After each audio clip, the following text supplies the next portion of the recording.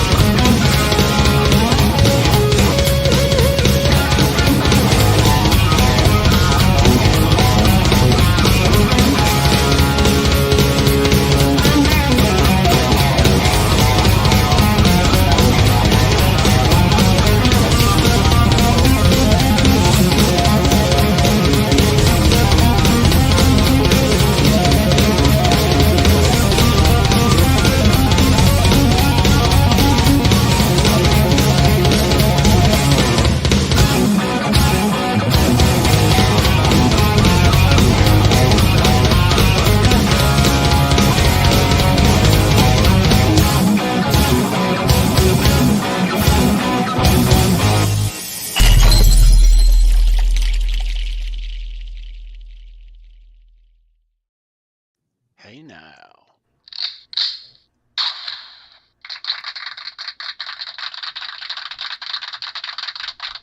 What's up, people? All right. All right. Finally, we made it. Yeah, it's only a minute or two past 9 o'clock. But it is Tuesday night. Yes, it is. Tuesday once again. Yeah. Right on. Showing the goods. Oh, wow. Same time, Charles. Right. Awesome. It's August the 15th, 2023. Fruitcake Tony, Charles Green, Ed Dubril along HALENVILLE Live. We're going to be talking about the Starfleet project tonight. Brian May and friends. And we got a special guest with us tonight. Yes, we do. Man, I'm liking all this stuff you guys are showing, man. Yeah, all the little knickknacks. Right on. A lot of it's from you, actually. Like this one. Isn't it amazing how a level of stuff like this comes into your life when you hang around Tony? This is the stuff you can win on this show. Right? All the goodies. Yeah, baby, right there. Nice. Right there. Tony's a very generous guy. See everybody. It is good to see everybody. Good to see you guys too. Charles, how's your week going, dude? It's hot. It's hot in North Carolina. My goodness, man. Only got what was that? What was the statistic you were quoting a little minute ago? What was that?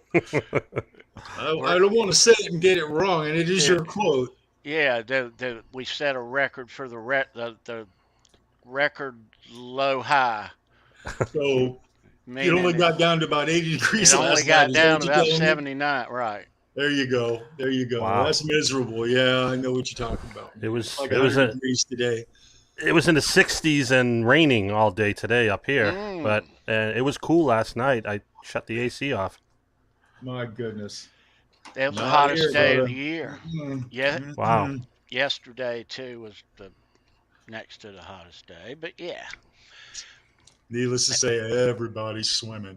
Everybody's swimming. That's right, Charles Green. Right. Mm-hmm. That's right. Charles makes dreams come true. He does. That's right. That's right. Backyard oasis. Try, you guys. I know. We got a special guest, don't we, tonight? Oh, yeah. That's cool, man. I love this dude. We have a very special guest. Right there. He's been on with us a few times before, friend of the show, John Burgess, Johnny B Guitars. Yeah. He's a cool cat. He absolutely is. And he absolutely knows his Van Halen, and he's a great dude. And it's always great to see him, and we're going to bring him in. But first, we want to thank you for being here.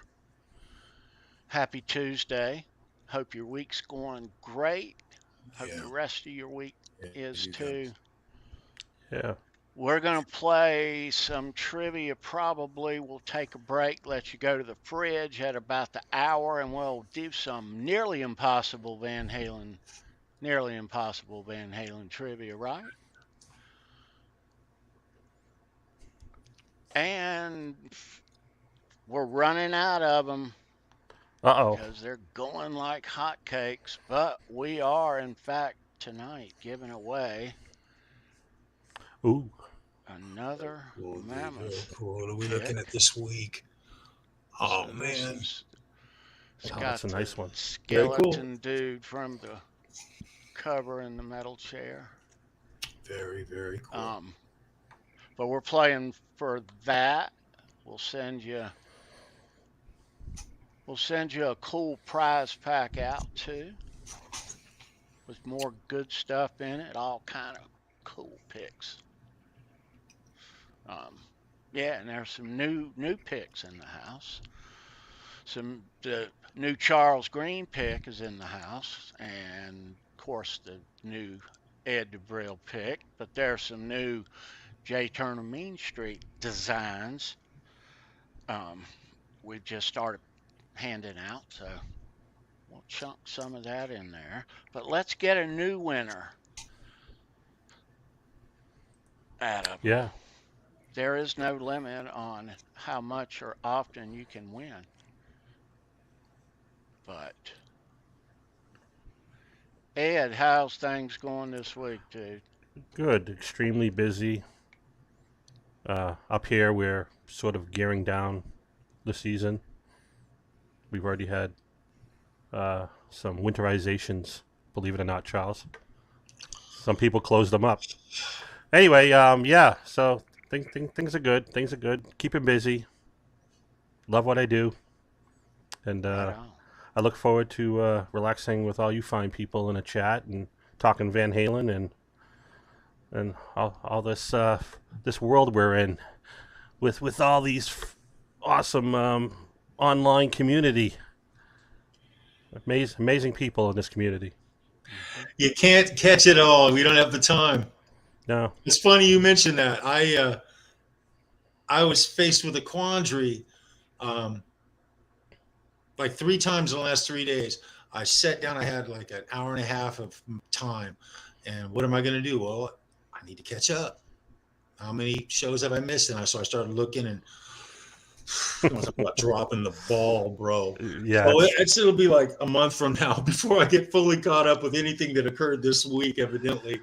But I love all you guys, and I miss you if I missed anybody.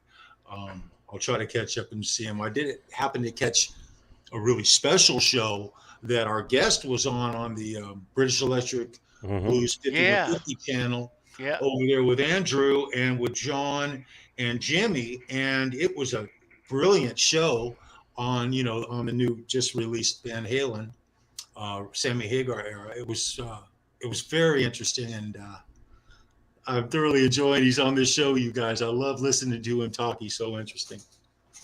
I'm thoroughly enjoying it. Absolutely. Before we bring John in, and again, welcome, we're going to go to the chat. But first of all, I was about to ask you guys, I kept hearing music or some kind of choppiness or something in the audio. And I'm like, what is that noise? And then it occurred to me that it's this motherfucker in my head, and I hope you are enjoying yours as well. Oh, It's yeah. awesome. It is. It's great when we get to watch Tony. You guys enjoy new music.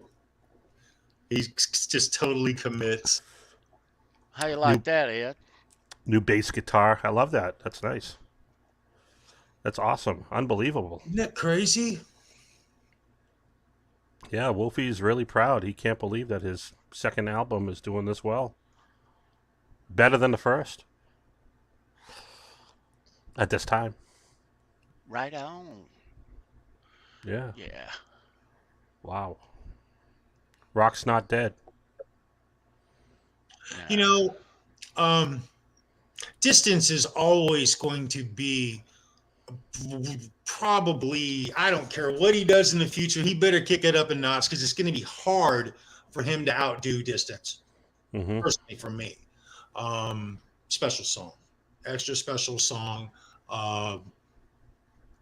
What an incredible start to his career. I mean, just to his solo career. And yeah, I'm enjoying this new album for you guys. Yeah, me too. We can go down a rabbit hole. It's a really good album. Really, really good album. It is. And we'll be talking more about the new Mammoth 2. You better believe it. But so let's open up the chat, guys, and see who is here. All right. Oh, all the cool kids. Look at this. All right. So I'm going to start here at the bottom. Oh. With Mr. Mick in the house. What's right up, on, Mick? Mr. Mick? Good to see right on, you. Bro. KXM Rock is right behind him, Charles. Hey, what's happening? You rock, brother. KXM. And there is Ryan, OU812. Right on, Ryan. Good to see you, man. Right on. Everybody check out Ryan, of course, on Thursdays and Sundays. Him and R2 Trev and John, they talk Van Halen and play Van Halen, and it's a great it's vibe. a good time and a good vibe and a fun time. So I'll see you over there. Yeah. Absolutely. All right. Let me see. There's Patty Deal. Hey, Patty. Hi, Patty. What's going on, Patty? Martian Murray in the house. What's up? Hey, Murray. What's going on, bro? There's Keith Campbell in the house. Hey, Keith. Keith. Jared Leica. What's up, dude? Nice to Jerry, see you. it's good to see you, brother. Jay Santiago in the house. All right, Jay. Right there. All right. Kurt. Hey. Kurt. 51. See you, Kurt. What's up, bro? Right on, brother. All right. Christopher Live Sawa. Wait a second. I wore my UTB hat all day, so I don't have it on now, but yeah, that just occurred to me. I just took it off. So thank you, Kurt. From Under the Bus Network. Catch those guys out. Yeah. I got to catch the replay. Wednesday. I missed this show this week. It's right in the middle of the week. Bam. Mm-hmm. Yeah. Kurt, nice to see you, bro. Christopher Live Sawa, as I was saying, in the house. Good to see you, dude. Guitar Man 45, what's up, Bo? What's up? Right on. It's good to see all you guys. Hey, I haven't been responding because my computer just has been notifying me that my battery's low and I had an issue. So I apologize for being rude to everyone in the chat. I love all you guys. I think I've resolved it, though. So right on. I apologize. Sounds better. There's Dwight Bailey. What's up, bro? Hey, Dwight. Hitman. All right. Right on, guys. All right. There's Jay, 7/8. What's up, bro? Right on, Jay. What's up, Jay? With the UTB gang. There's the great Jay Turner in the house. Right on, Hey, Jay. there he is. Good to see you, bro. Yeah, right on, Jay. All righty. Randy Price in the house, last week's winner. He's coming back for Randy. another Right on, Mammoth guitar pick tonight. Yes, he is. Always good to see you, Randy. What's up? All right. I'm going to scroll back down after there's Quentin James. What's up? Look at all you guys. You guys all rock. Very cool. So if I didn't call your name, say hello in the chat, and I'll see it. Well, it's thousands, so it's hard to get everybody. All right. No, I'd rather start at the bottom. My mouse is sick tonight. Oh, Sick. But nice to see everybody. yeah. Very nice to see everybody. Hip Metal Works in the house. Yeah, It's good to see R2's you, in that here. metal. Right on, brother. R2, Michael McGuire. Oh, Paul, R2's oh yeah, Paul Martin R2's Woods. in the house. Yep. Oh, wow. Michael Hey, McGuire, guys. right on. Wow, man. I Yeah. missed all you guys in there. Nice to see you fellas. Welcome. All right. Right on, guys. I see him now. Is there anything else there's not? All The right. who's who. Okay. Let's bring in our special guest. Right on, man. We're going to talk about the Starfleet, Brian May and Friends. And he's got a really cool video up of the Starfleet reissue. You all know his Van Halen stuff on his YouTube channel. He's a great dude. Johnny B. What's up, Johnny? Hi. Right there, Johnny. You guys All right. are showing stuff, so hey. Here, we'll show There he is. Nice. Nice. Hey. Just- Good to see you, man. Thanks for having me on again, man. This is great. Yeah, This Hey, is Johnny. really good to see you, dude. And what a great thing to talk about. The Starfleet project. Yeah, man. Love Nice that shirt, too, by the way. Had to get the shirt, man. Had to get the shirt. Oh, Sweet. yeah. It's very cool, brother. They got a lot of nice shirts there. I think I might get a couple more. Nice, Johnny. Yeah. Excellent. Excellent. So, dude, we hadn't seen you in a little while. Yeah. Yeah, it's always great to see you. Good to be here. Good to be here. That's for sure. Yeah. Yeah.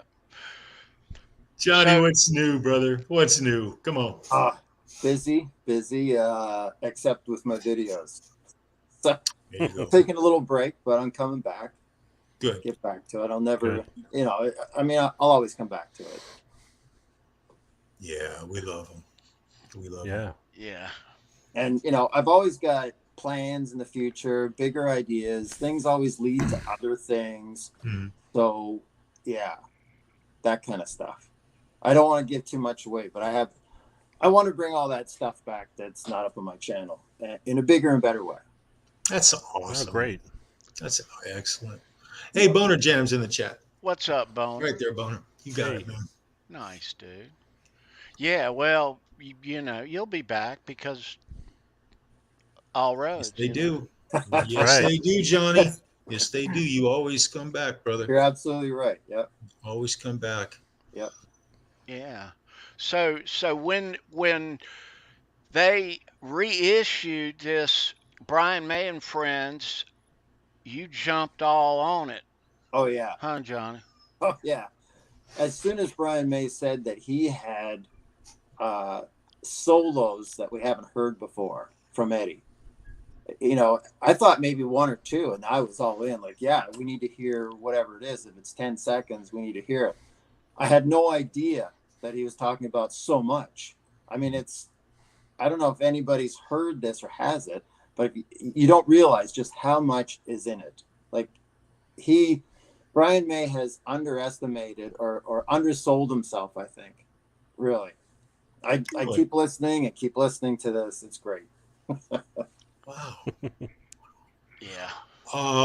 We'll get into it. Yeah, I was going to ask you a question about it, but I'm going to wait to ask that particular question until a little bit later. Pertains to one of the things that are in the set. Mm-hmm. Well, it's interesting that you say that because now we appreciate it and how much is there, but to an 18-year-old kid, there wasn't enough Van Halen in it, you know. You know, to me at the time in 1983, it was a different Eddie than we were used to hearing. It was Eddie like in the basement, you know, down with his friends, just jamming. And that's what blew my mind about it.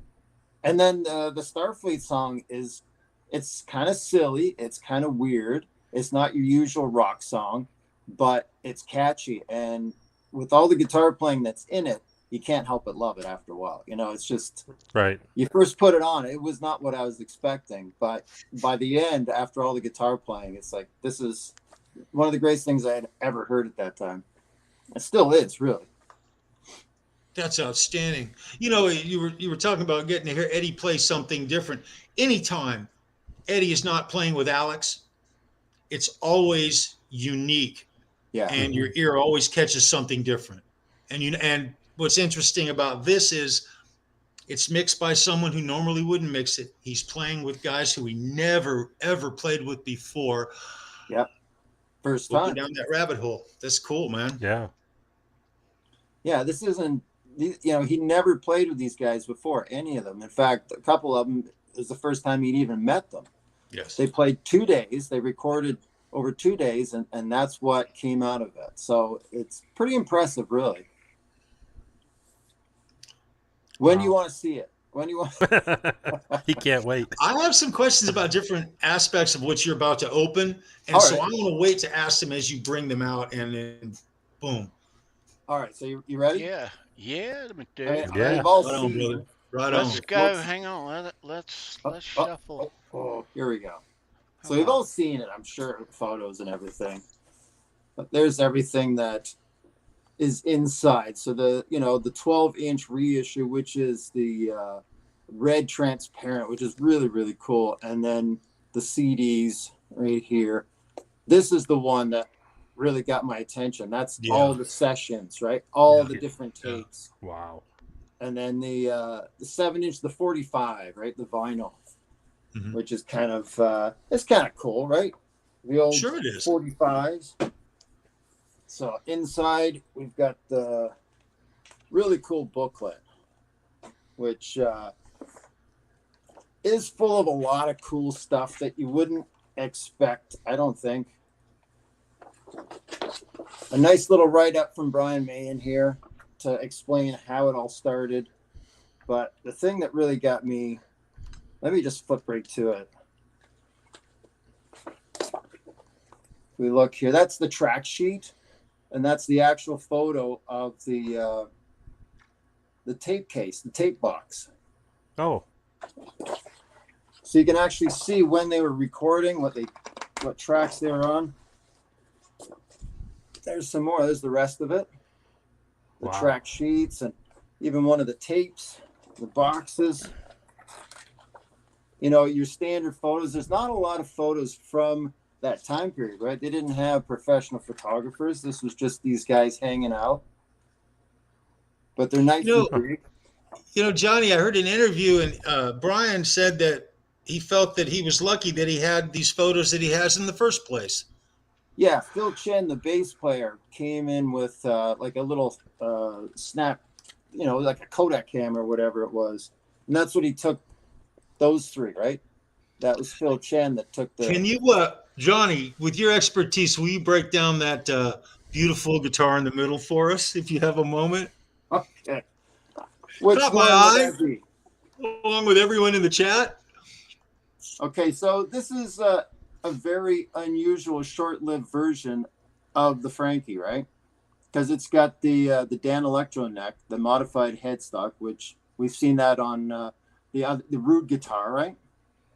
You know, when my very first glimpse of that, I thought it was a Music Man neck, just before I really took a moment to look closely. And I said, what kind of craziness is this? I'd never seen that before. And then all of a sudden, then I got to where you're talking, and I had a moment of, you know, I realized what I was looking at. I've always thought the Music Man, or like the Wolfgang neck, kind of goes back to that a little bit, you know, like the shape, the way the tuners are. Kind of a cool in the studio shot. This I really love because I had the cassette tape, right? So in here shows what the original cassette tapes look like. And the one I had was that one right there. I haven't seen that in like 30 years. As soon as I opened this page, I was like, holy shit, there it is. That's what I used to have. Exactly. I wish I still had it. So it's pretty cool. I mean, there's a lot of information, a lot of great photos in here. All the stuff we're used to seeing, but really well done. A lot of, there's some write-ups in here from guys in the band, even Phil Chen. There's and his daughter. His daughter wrote something in there. Nice little piece. There's also. Did you say Phil Chin, Johnny, the bass player? The bass player, yeah. Okay. There's also some interviews in here with Jazz Albrecht, which is really cool to read. They're always cool. So then we continue on, okay? The 45. I doubt I'll ever play the 45 or the LP because I don't have my turntable hooked up anymore. But I had to have this. So, here's like the I think this one is one of them's a slower speed. But this one is this is the Starfleet, which was edited down for radio. So that's one version. And then on the other side is all the stuff that the longer play, all the solos. How long is the longer play? It's quite long. Minutes? Yeah, it's about 6 minutes, I believe. Yeah. And then this kind of surprised me when I opened it because it's the jacket, but the sleeve, right? The sleeve inside, but it was empty. I was like, am I missing something? This is a reissue of the original sleeve that came with the 1993 version. Oh, that's awesome. So it's kind of cool. I never had the LP, so I never got all that extra stuff. I always regretted buying the tape. And then, of course, there it is. Oh, yeah.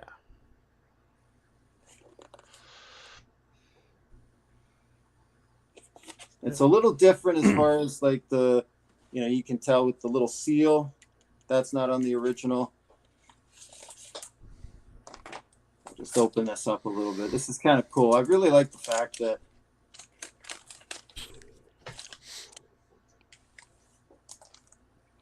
it's the red vinyl. The red. That's really neat. Nice. Wow. Red's kind of fitting, both those guys. Yeah. Yeah. Absolutely. The red special, the Frankie. I don't know if that's has anything to do with it or if it was just something cool to do. I'm not used to buying vinyl these days, but it's got a weight to it, than heavier than what you'd expect. It's interesting. And then, of course, this is what you're talking about before we came on. Am I the official member of the Starfleet project now? Dude, bro, if you've got the badge, you are a member of the Starfleet. I guess so. So that's kind of cool. That's pretty darn cool, bro. And then this is the first CD, and this is kind of cool. It's got the Starfleet edited single, like what was on the 45, and all remastered. Right, this is all remastered stuff. Does that have a couple of live tracks on it as well? Yeah, this one has some live tracks. Not Starfleet, but it's got it's got Let Me Out and Blues Breaker, just like the album has. Mm-hmm. And then it's got 2 interviews. One with Cynthia Fox, which was the day the first album was released in '83 on LA radio. So it's really cool to hear them talk about this new thing that he was working on and then playing it on the radio. Another, Let Me Out from the live version, which was 1993, Brian May and his band. And then We Will Rock You. And then Starfleet, the complete version with the 2023 remix. Now, did they do a fast and a slow version of We Will Rock You? Yeah, they did. Yeah. I don't know why he's putting Queen songs on here, but there's some significance to him. So I don't hate it. Yeah. No, how can you hate that? The other CD, this is the one. This is the one that there you go. meant the most, I think, to me. This has all the tracks. This 23 tracks on here, and it's pretty impressive to go through and listen to this stuff. And the first 10 tracks are just Starfleet project from track 1 or tape 1 right up to 11. And there's false starts. This is where the first track, you hear Alan the drummer, his headphones fall off. They just stop playing. He's like, sorry guys, my headphones fell off. He had to put a parental advisory on there because of a couple of F words. That's quite literally why it had to be on there, he said. Yeah, yeah, Um, and all shitty things or something like that. You can hear that's the great thing. You can hear them talking before and after the tracks come in and leave out. He didn't just fade out or cut all that stuff out. So you can hear them talking in the room. You can hear Eddie talking. You can hear different things that they're thinking about before they jump into the next track. What they were thinking about with the stuff they were just playing. Yeah, it's pretty wild. I mean, you can listen to it over and over again. And every take, Eddie's not playing the same solo over and over. Like you can hear him bring stuff in, take stuff out. The stuff that he liked, he kept. Sometimes he rearranges it by putting in different parts of the song. Like, I mean, it was Eddie. He's not, he was just on the fly, really, like just ad-libbing. Like he always loved to do that kind of stuff. And you can hear... And you can hear him do that on the same song over it's, correct me if I'm wrong, they're basically starting to jam as a group, never played before, and you get to actually hear them play the same parts of a couple of the same song as they're getting tighter and tighter.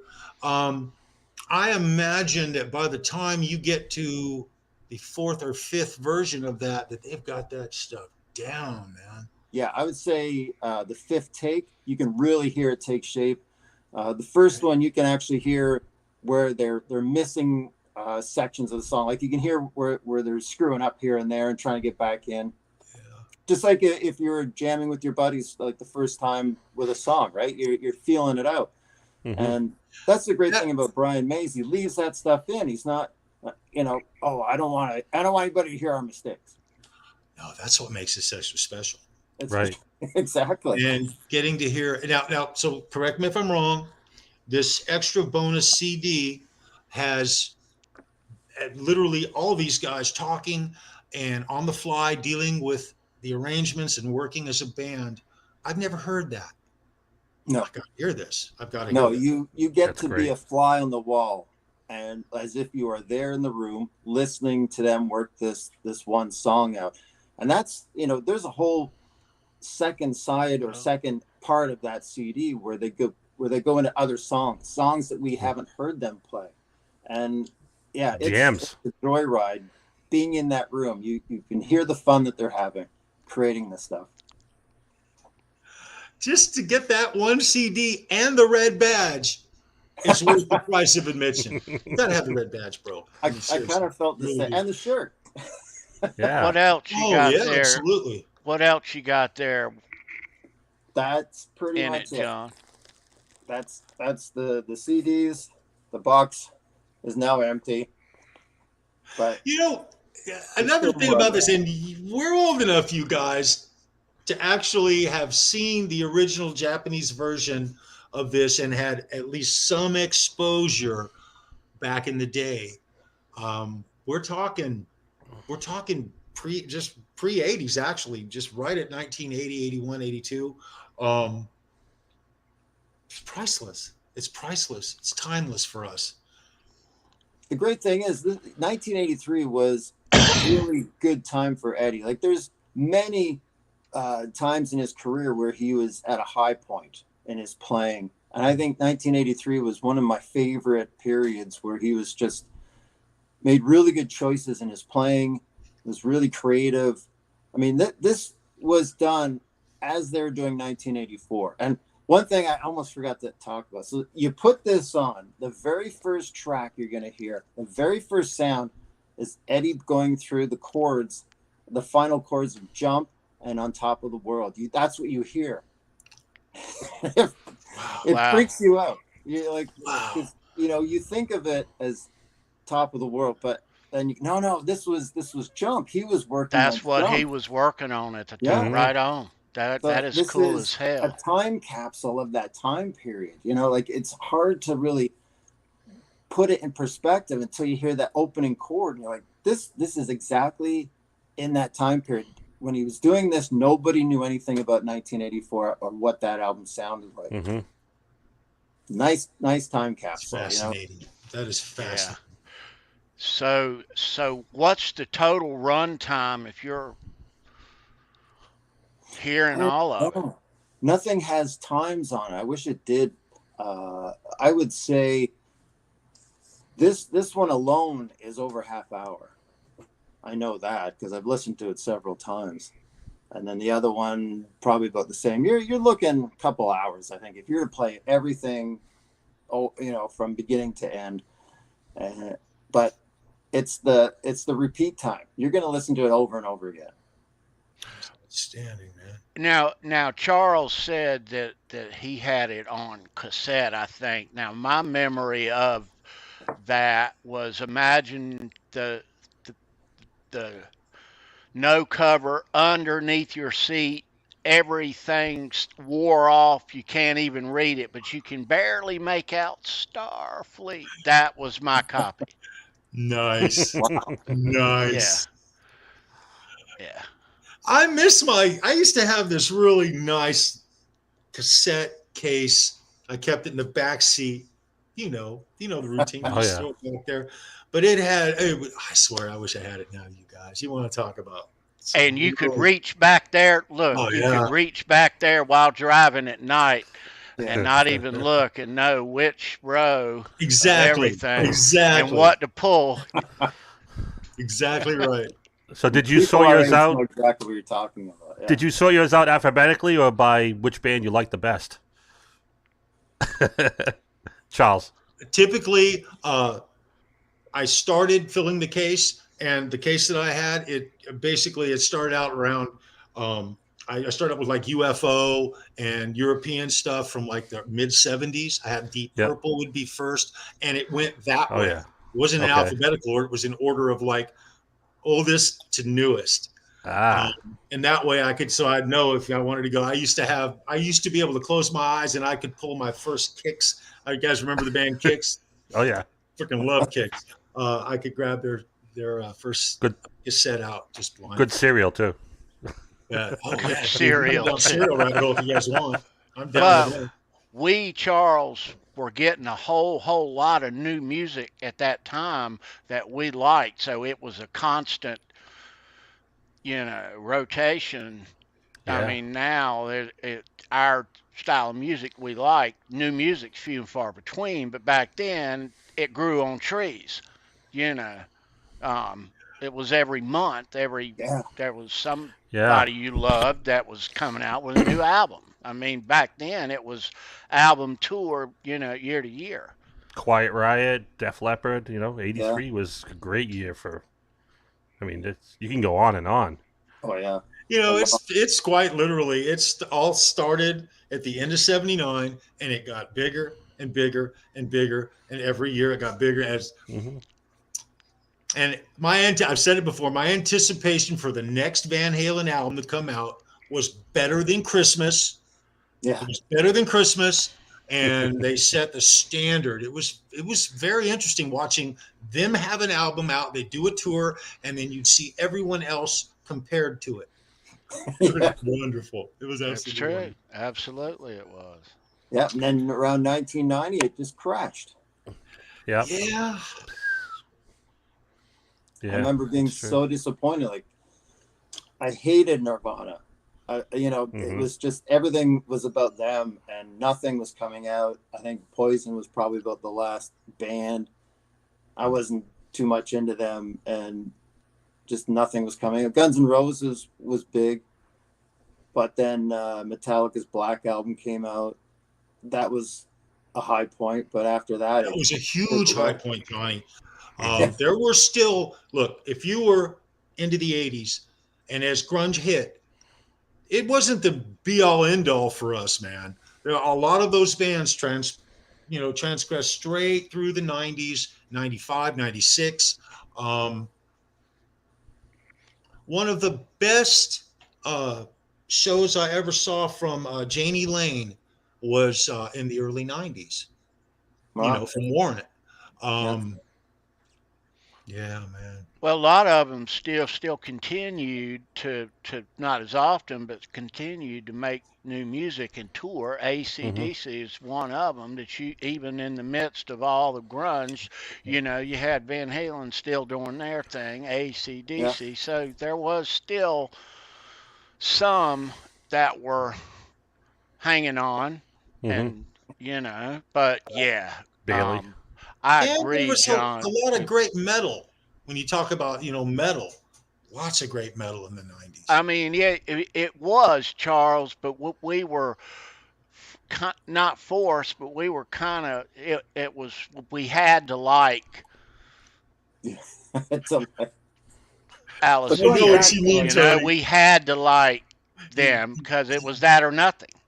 Yeah, I caught Seemed like. myself more than once driving down the road, listening to the radio, and humming along to a song that I quite literally really didn't like, but it was what I was humming to. And I this is BS. I said I can laugh about it now.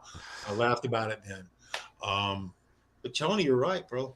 Absolutely Yeah. right. No, just the fact that it killed all the bands that we loved before it came out. I liked some of the stuff. I can't say I don't, but oh yeah, wasn't all yeah.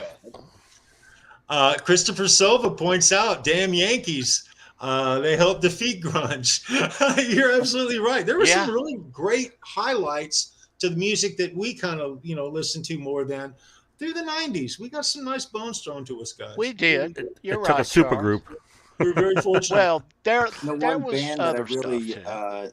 loved was Green Day when they first came out, the first two albums, and they were the Mhm. first band that I really liked, and there were no guitar solos. I kept saying that to people. I can't believe Oh, I'm that's listening. right. There's no guitar solos, but I love this band. I've been fortunate enough to see them a couple of times. They are one of the best live band shows as far as, wonderful rock. They kick ass live. Green What's Day's a up, Ron? great live band. I got to see them long ago with my little son Daniel. He was like 10 years old, and I took him to a show where Green Day, and we saw Green Day together. I love it. Absolutely love it. Love it. We all need Billy Joe to make a comeback. That's what we need, guys. You know what I'm Mhm. talking about. Yeah. Hey, going back to Starfleet, Johnny. Yeah. Do you think it kind of irked Roth that Eddie, had his little side thing with Brian? I'm not so sure. I mean, I don't know if I've really read anything about it. I mean, we all heard about how none of the band liked him doing the Michael Jackson thing, and this was Yeah. after that. That's So true. I don't know if at this point he was just like not caring anymore and just thought, if I'm going to want to do something, I'm going to do it. But yeah, I don't know, because especially when you consider the fact that he was working on 1984 at the time, there must have been Right. some sort of break, or he took a break, but obviously he was thinking about it. He played the riff while they were getting ready to do the first take. So I don't know. I loved all the stuff that he did outside of the band. And when Roth left, I really hoped that he would continue to do more things like the Starfleet project. Mhm. And, anytime like the Les Paul tribute that he did, that Right. is right Yeah. up there with this to me. It blew my mind when I watched him, That was great. like this weird version of Hot for Teacher and playing Cathedral and everything. Mhm. I loved that just as much. And anytime he was on SNL or Dave yeah. Letterman, Yeah. I would set up the VCR and record it. Special moments, and being with that, all those tapes at 5150 and that vault, there has to be stuff like this. Billy Sheehan said that back, around this time, back in the early 80s, Eddie wanted him in the band and had Billy Sheehan go to 5150, and they jammed. Alex, Eddie, and Billy Sheehan jammed the 5150. And Ooh. Billy Sheehan says that months later, Eddie would call him up and play him the tape. So there's a tape of those three playing. Oh, Wow. of course. So Wow. it's He Yeah. recorded in there. everything. in the vault. I would Yeah. love to hear what that sounds like. This Yes. is the kind of stuff that drives me crazy. Like, unfortunately, I don't know if we're ever going to get that stuff coming out of those vaults. But if that's there, there's got to be other things there. How many people went in to visit Eddie and then he pressed record and they jammed? Right. I'm sure that there's so much personal stuff Yeah. at the starts and in these I'm sure of it. Yeah, of course. That And spanned this for years. this proves that it doesn't have to be polished perfect, because this isn't polished perfect. This No. is equal to the stuff that I used to record with my bands back in the day, all the rough edges. But that's what makes it so great. It's not polished and spliced together. You know, I'm so glad that Brian May didn't go to some young kid and have it all chopped together to make some kind of one song out of it. It's as it was recorded and played the way it should be. So I would love to hear the 5150 vault done the same way. I would just, it'd be the greatest thing. Yeah. Yeah. Well, yeah. I If I anybody's just listening. I don't think Nice. it I don't think that it's gonna I don't think happen so there. either. I don't think it'll ever. It's like that. It's yeah. You're talking about finding the Hope Diamond. It's never gonna happen. Well, my impression is if it's not polished perfect, they don't want anybody hearing it. That's Wolf has said that, and Yeah. there is a lot happening there. That's his workspace. There's other Yeah. bands. A lot happens on a regular weekly basis there at 5150, and There's so much behind the it's a scenes stuff we're not it's even a aware of that would blow yeah, our Mhm. and so I mean I don't I don't wish for such things, because it's personal stuff that, yeah, it's nice to get new stuff that you've never heard. Of course it is, but Hmm. it I'm not counting on it. No, I was no. hoping they were going to throw at least one new song or something here on I this mean, last release. look at the track Yeah. history that they've shown. I mean, I'm not expecting if Problem there's is, ever we know anything that it new, it's exists. fine. That's the problem. It's knowing it's there and wondering It's what it is. it's the cookie Yeah. jar up on top of your fridge. Thank Well, you, Johnny. That's exactly right. it's Well the cookie said. jar on the top of the fridge that That you can't reach. they don't want us to have though. No, Right. we're And just Right. drooling. I respect that, And Wolfie That's said there the was a thing. reason. Wolfie said there was a reason why it wasn't released. The other Right. stuff wasn't So released. I hear a lot of people talk about the vault and dude, that's I don't even think like that. Do you suppose I don't. Eddie saved it just to go back for ideas every once in a while? Maybe re-listen to something if they were playable. I don't know. He probably knew. He probably kept the important stuff close to the vest, but he said that there's stuff that's just unlabeled. He has no idea what's on Yeah, anything there's up there's there. probably bits and pieces of everything. I'm sure, Mhm. stuff that he was just working out. I mean, I know when I used to, play around my 4-track for years there, I still have all the tapes, and some of it was just bits and pieces. I'd let the tape run and just play. And I kind of always imagined that's what his was, right? He was a guy constantly working on stuff. So I'm sure a lot of it would be just him going off playing. And then there's probably little ideas that he was working out, little experiments or whatever it could be. But who knows? Yeah. Maybe there's even tapes in there of Wolfgang when he was like 10 years old or something. That's You what never I'm know. thinking. Yeah, or Eddie younger. trying to You help him know out that with for something. certain. There's probably him taping maybe even little guitar lessons and stuff he's giving him, Exactly. Yeah. which would be Yeah. how priceless would that be? But Yeah. it is. But priceless is one thing, but I don't I would never ask or wish for it. I mean, if Well, something comes out of it and we get new stuff, that's fantastic. But what yeah. they've given us since 1978 is good enough for me. I love it. Well, I'm good. So Mhm. but I respect it, and I just don't think that they're ever gonna. That's a private place, and yeah, unfortunately, I think you're right. yeah, So, um,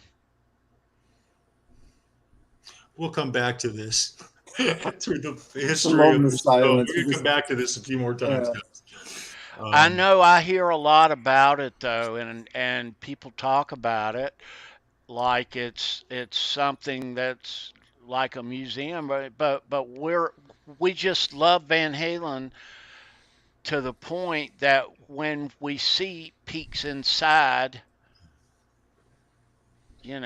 we have this image of it, but really though it's a private residence and workplace, Yeah. and a big workplace, Yeah. busy workplace, and will be for many years to come.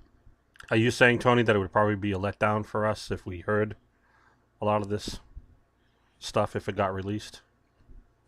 A letdown? No, man, Yeah. it'd be fantastic. That's not what I'm saying.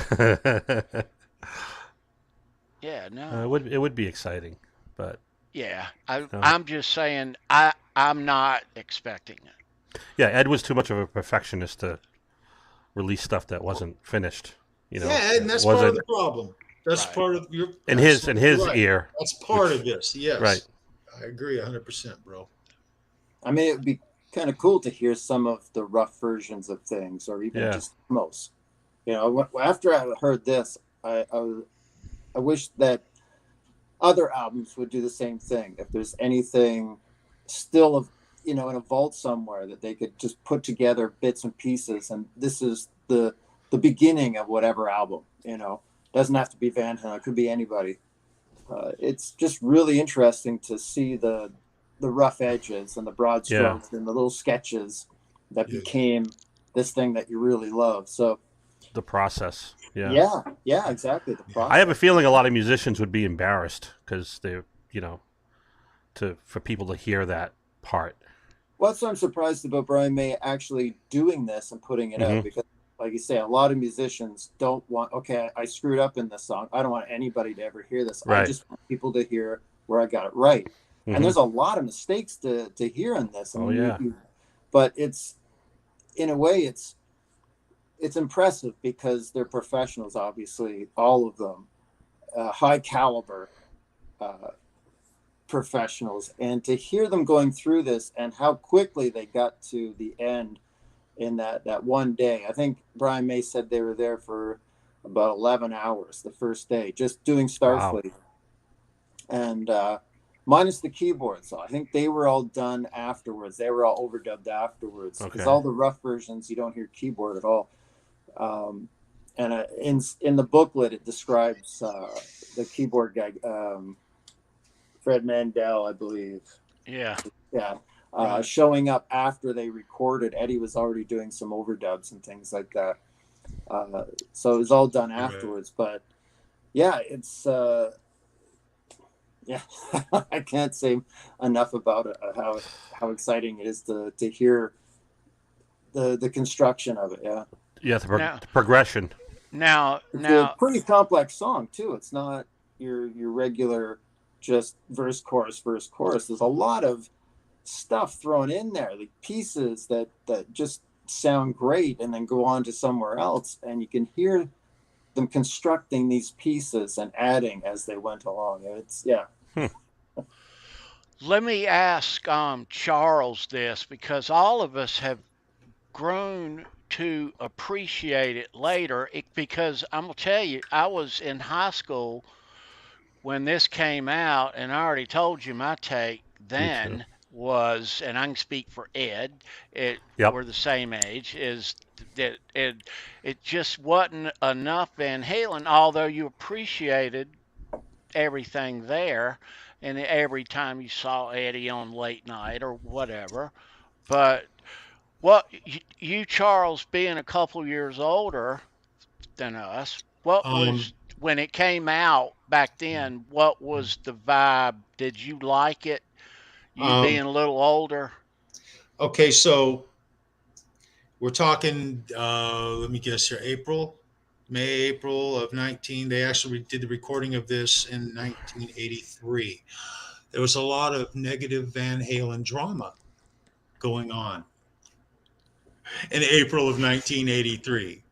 The media on the airwaves were where we directly heard what the fans wanted to hear. That was our direct link, other than magazines. The magazines had a lot of information that was not necessarily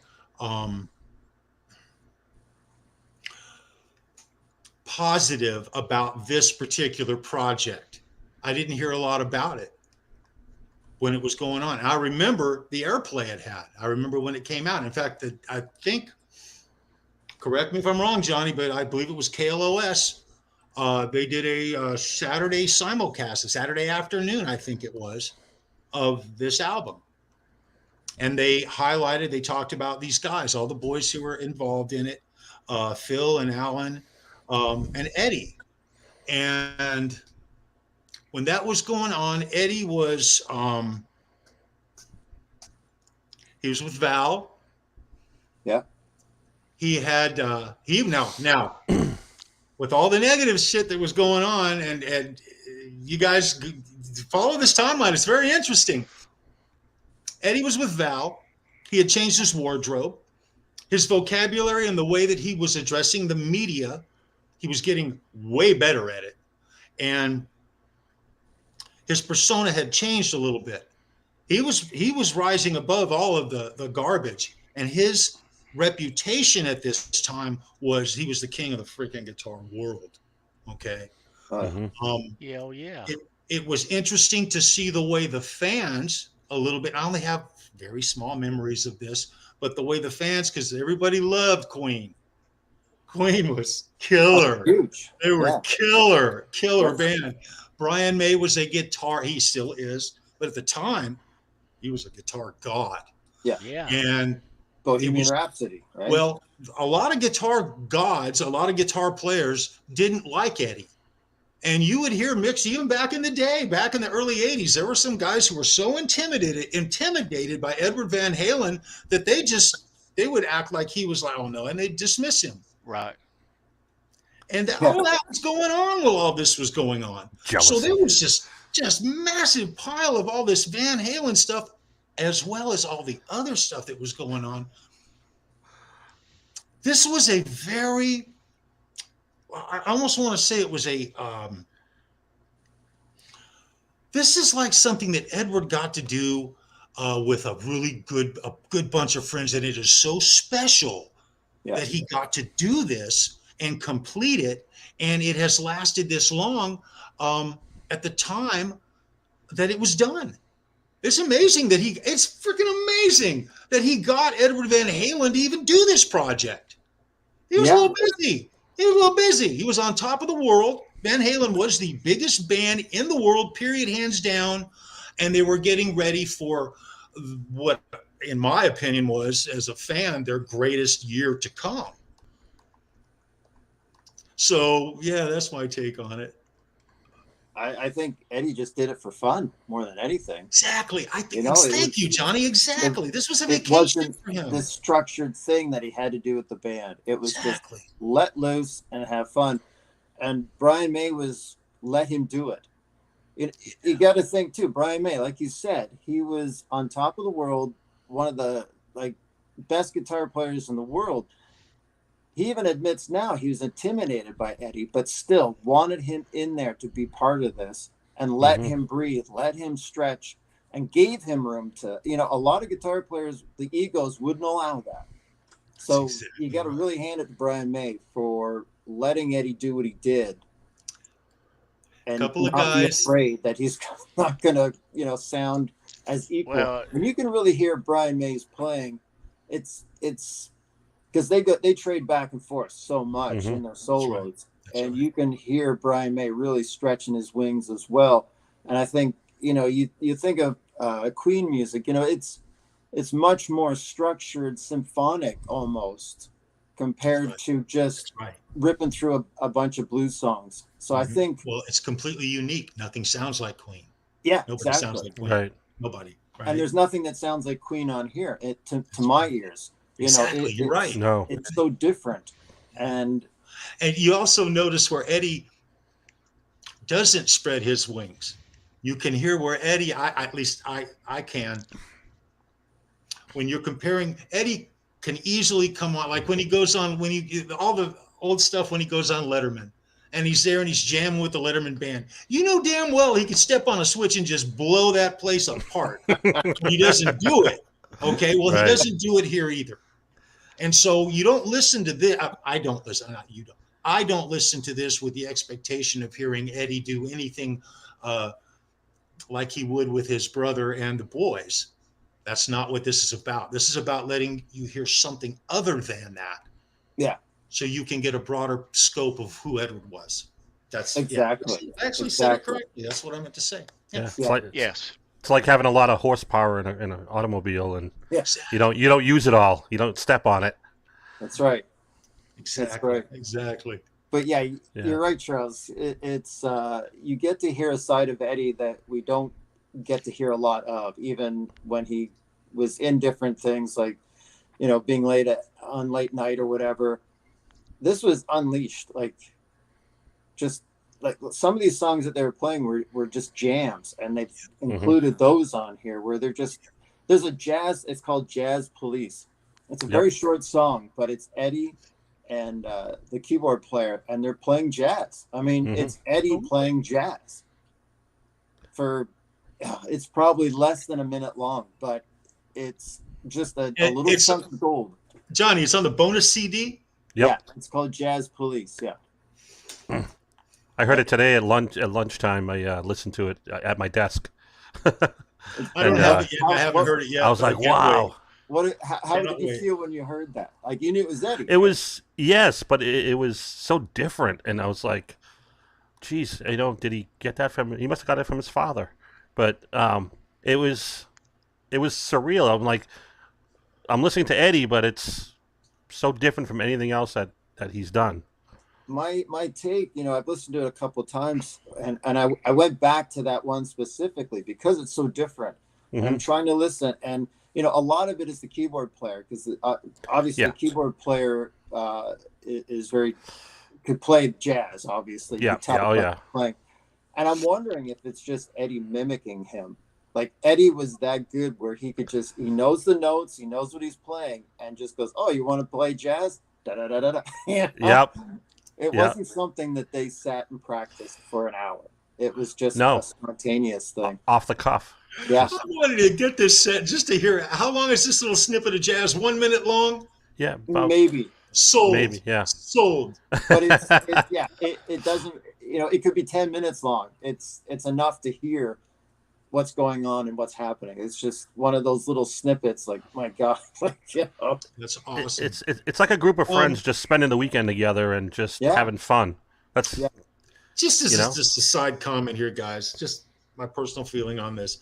It's important when you reissue something that we've heard before, a remastering, a reissuing, whatever it's for, if it's an anniversary, whatever, that you give a little something extra that's fresh and new. Not only does this new package, Johnny, I'm just making an observation here.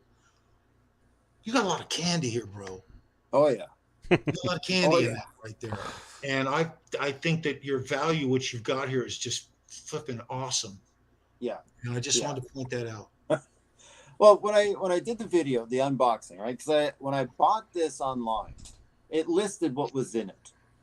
And I was like, as long as it had the bonus stuff, obviously that's what I want, a t-shirt, blah, blah, blah. I was like, okay, great. That's the one I want. When I did the unboxing, I forgot about a lot of things, or there wasn't a lot of that stuff listed. So I open it up and I start reading, and I'm like, what is all this?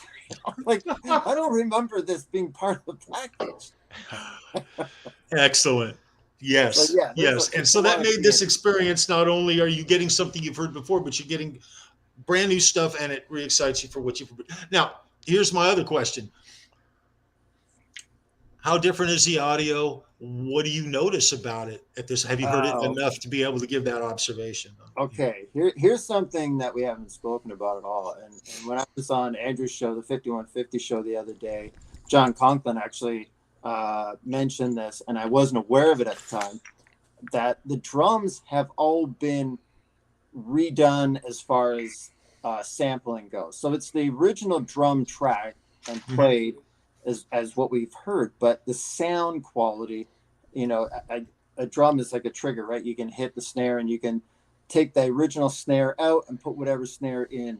And they've done kind of that replacement to all the drums, because the original, I guess, I don't know, Brian May didn't like the drum track. I remember the original had a very distinct drum sound. Interesting. Which I liked. I never found it unpleasant. I always thought it sounded like The Room. Like it was, I'd have to go back maybe on YouTube and listen to one of the originals to really compare. But to me, it sounded very echoey, like The Room, which I always liked. The drums on here are very, what you would expect the perfect drum kit to sound like. Really? It's not distracting, but it's noticeable. But then I got to admit, I'm listening to Eddie and I'm listening to Brian May, so I'm not listening to it for the drums. They're not replaced. Like they didn't get a drummer to come in and replace the drums, thank goodness. But it is different. Excellent. As far as the overall sound, does it sound better? I can't really say if it sounds any better. It doesn't sound more produced or anything like that.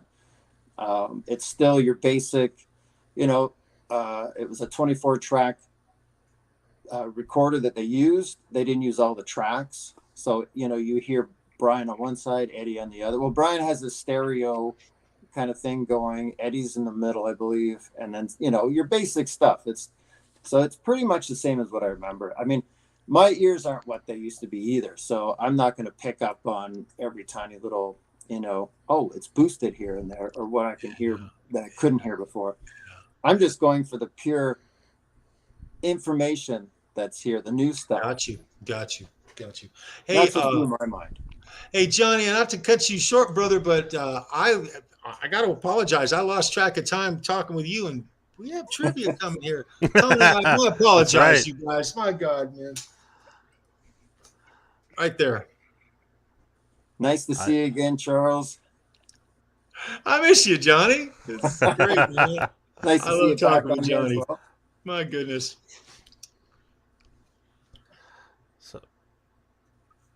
All right, so you put me on the spot, Charles. I'm sorry, Tony. I'm gonna put you on the I'm spot. So sorry. Fella. I apologize to the chat. We should have done trivia. Like 20 minutes ago, we could have done trivia. There he is. Take your time. That's the guy. Watch me take all the heat. Take your time, man. It's my fault. It's my fault. Great insights, though. Come on. Hey, man, we're talking Van Halen. Jesus, you know. Yeah. What do you want? What are you going to do? What are you going to do? How can you not get excited, right? Oh, man. What's up, Tommy? Tommy, love you, brother. Right on. Hey, bro. Tom.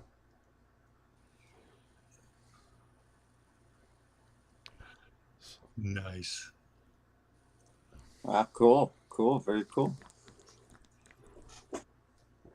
All right. What do you think? Time for that nearly impossible. You stumped me. Yeah. We were all staring at it, really. Yeah, we're all like, what? And we just kept reading, like, what? It's a good one. Might not be impossible. I hadn't won in how many weeks now, Charles? It's been a while since At you've least. stumped everybody. Yeah. Yeah, I hadn't won in a while, so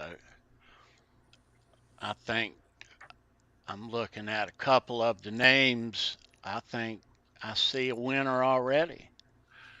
You can't underestimate this group. No. I know. I It's a see good all question. the guys that know the Van Halen stuff. Bent Tom, there's Kurt and Keith and OU812, Jay Turner, Christopher Live Sour. Yep. They're pretty confident guys. Yeah, they are. They know their stuff. And they get harder and harder to write. Mm-hmm.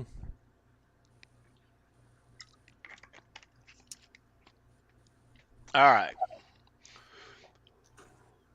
All right. So as he said, we're going to do trivia for Nice.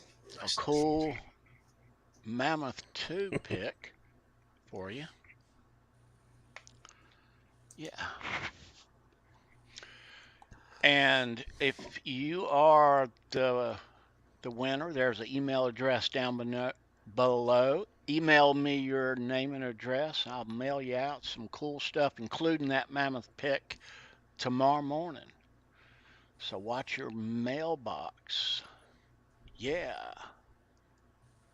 That's right. They're already answering. Yeah, so I want a new winner. If you haven't won here before, I'm rooting for you. All right.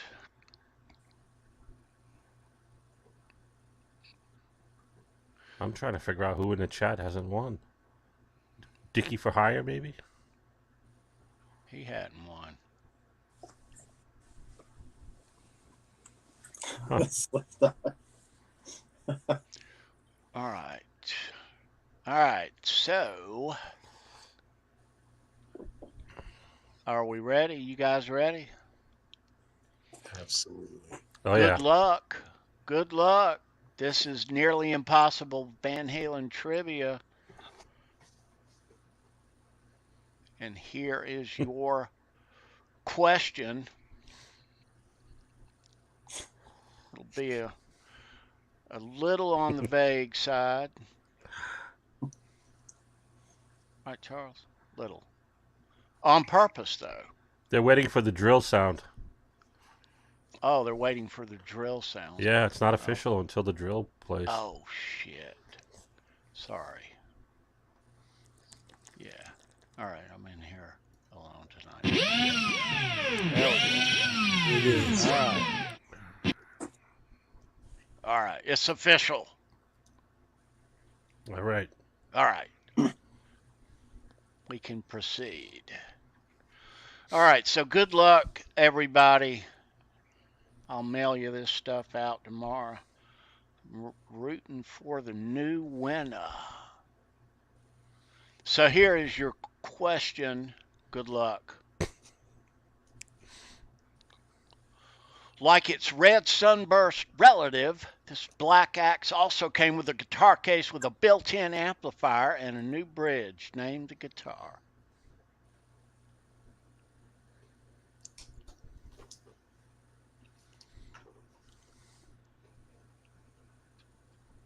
All right.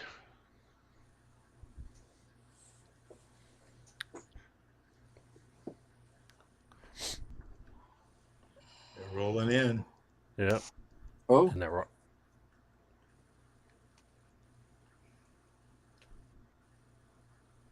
And they're all wrong so far.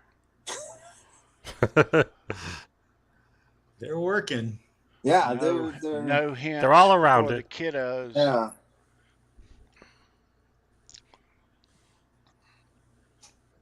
Oh, Okay, yeah, excellent. Toys R Us. Love it. J.C. Penney, man. J.C. Penney.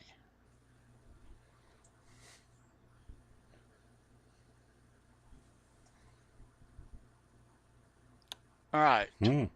Gosh. Somebody's gonna hit it soon. I don't see it yet.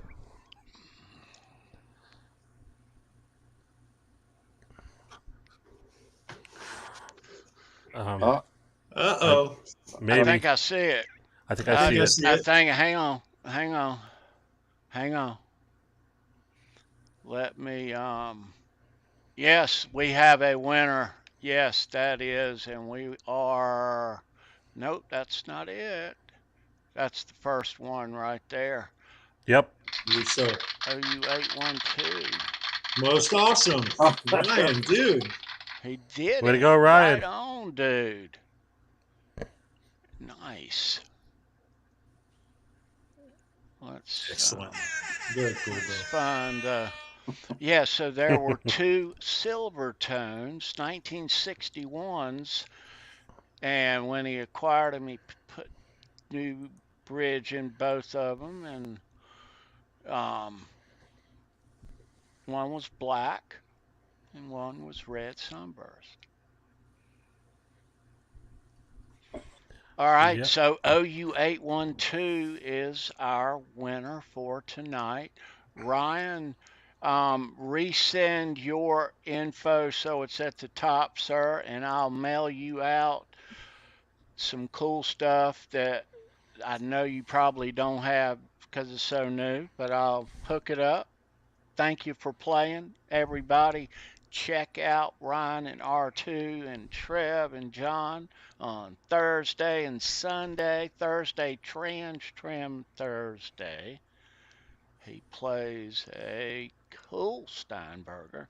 And Mm-hmm.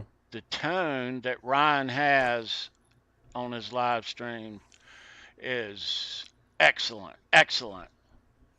Um, and Most those guys are excellent. cool over there, and it's a great time. So go check them out. Ryan is our big winner for tonight. Suits me Very just cool. fine. Very cool. Right on. All right. Yeah. Nice. So Johnny, I had a statement regarding the Starfleet, sessions. Don't you wish that the new, Sammy Hagar reissue had tidbits like that? Oh yeah. Can you imagine, I said, they do this for every album, That'd be great. Yeah. And I mean, there's got to be something. Oh yeah, I mean, But they'd have to go into the vaults. I don't think they're going to let Sammy on the door. No.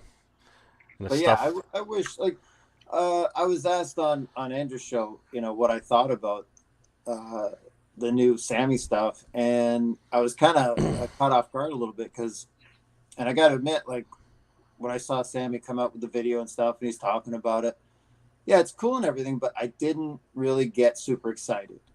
I mean, I got that stuff already. Mm-hmm. He didn't really say there was anything that would draw my attention, anything new but with this stuff right off the bat, Brian May was saying, yeah, there's solos, extra Eddie solos that we're going to put on. It's like, oh shit, what? Yeah. It got my attention right away. And it's always been something so rare and unusual. And it was like this buried treasure that I discovered when I bought it and brought it home. So I was way more excited about Starfleet than the Sammy Year stuff. Not that there's anything wrong with the Sammy Year stuff. I like everything. Right. But yeah, I mean, I've already got the stuff. So most diehard fans have, they know crossing over, and they know. I want to ask you two guys down there too briefly. We'll touch on about this new Sammy remaster stuff.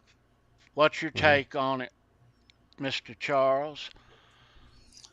Okay, so I haven't delved into it nearly as deeply as I will if you ask me this a week from now. I'll have really absorbed it more. However, I have some thoughts.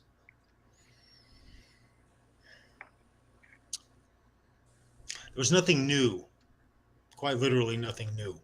Nope. Thing I have not heard before.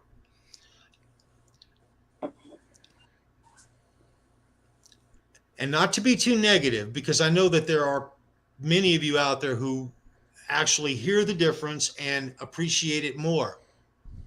I haven't heard anything new that I consider to be even close to as good as the original. And maybe I'm looking at, now I realize there are definitely audio and sonic differences, and there are upgrades to it. They're not just handing you, they've worked on it. But is it better? Did it like make me go, ooh? No, I haven't. Not yet. I oohed when WVH came out with WVH2. I've oohed with the new Starfleet. And I'm really wanting to ooh with this new Hagar release. Because you guys know I'm a Roth era guy, but I've really grown to appreciate everything that they've turned out in the Hagar era at this point. The fact we don't have Eddie anymore making new music makes it priceless. So grasping a hold of that.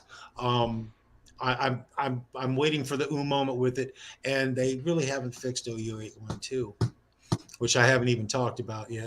But we haven't heard that remastered yet, so you Right. can't say that. Can't say it yet. So Can't say it can't ain't. say it yet. That's that the has big to nugget. happen. That has. Let me rephrase what I just said, because you're right, Tony. That has to happen, guys. Let's let Ed. Let's not get too deep here. Let's let Ed say what his thoughts on it are. Yeah, my biggest takeaway is like Charles said. I'm hoping that OU812 has some better bass in it, and it it's crisper, and the production on it wasn't that great. And it's the thing is remastering is not, they're not going back to the soundboard and remixing. That's the problem. Yeah. I mean, I pre-ordered it anyway. Don't get me wrong, but it's. I really wish that there was something new to it as well, and it's. I'm hoping that I'll be happy with it once I start to play it and listen to it, as compare, because we've all listened to Van Halen's music over the years, over and over and over again, and you've heard what the songs sound like, and I'm hoping, like Charles said, sonically it's better, but OU812 is the key. It's definitely key. It really is. Well, all right, so I'm going to give you my take on it. All right, so I think first and foremost, however it sounds, good, bad, or ugly, it is a tip of a hat to Sammy that finally they did his era and paid some attention to his era and his music and his catalog, which they totally ignored since the whole from 2007 on. So finally there is a little justice for Sammy there with that. But there is nothing new, but I didn't expect it, but I'm looking at I'm actually looking at is balance, as good as that is the remaster, am I gonna hear different? Is it going to enhance that? But yeah, the big nugget is, what is it going to do to OU812 when I hear it? Right.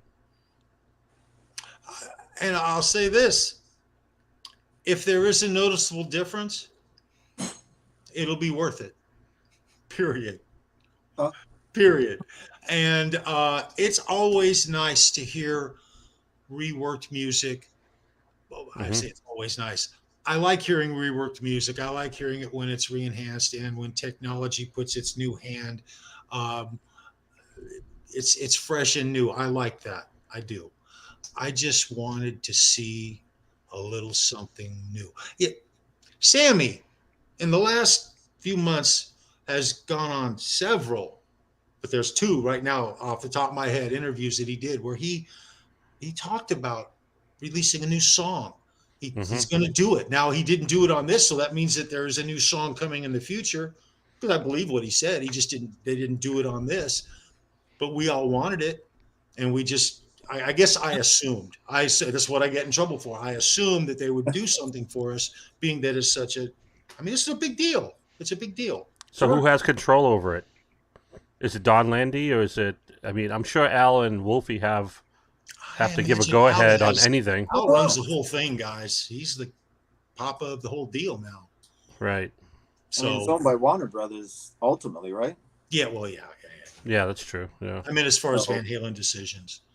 I don't know if they can, kind of veto the band's decision on stuff. I don't know how that works. I mean, Right. but I'm not one to buy every reissue of. You still there? Yeah, I'm here. Okay. All right. Sorry. I'm not one to buy every reissue of everything, Hmm. but it,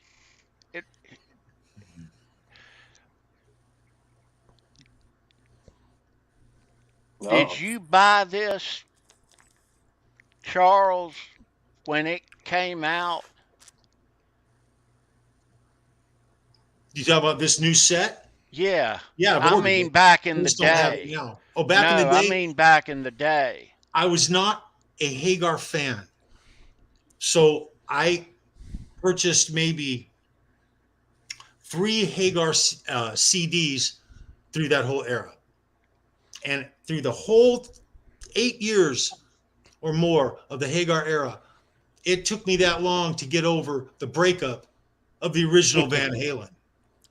So not Okay. even to hear Eddie. I had a lot of trouble accepting Sammy Hagar. I've said this before. I didn't like it. We lost the Red Rocker. I was a big Sammy Hagar fan. Straight out of Montrose. I used to love seeing Hagar live. I have seen that man with no less than 7 pairs of panties and bras around his neck, standing at the Forum in Los Angeles. Now that's no shit, and that's 1 year before Van Halen broke up and he joined Van Halen. Yep. Shit, it took me 3 years just to get used to the fact that it was happening. I watched many of my friends have arguments. Van Halen arguments. It devastated the damn decade.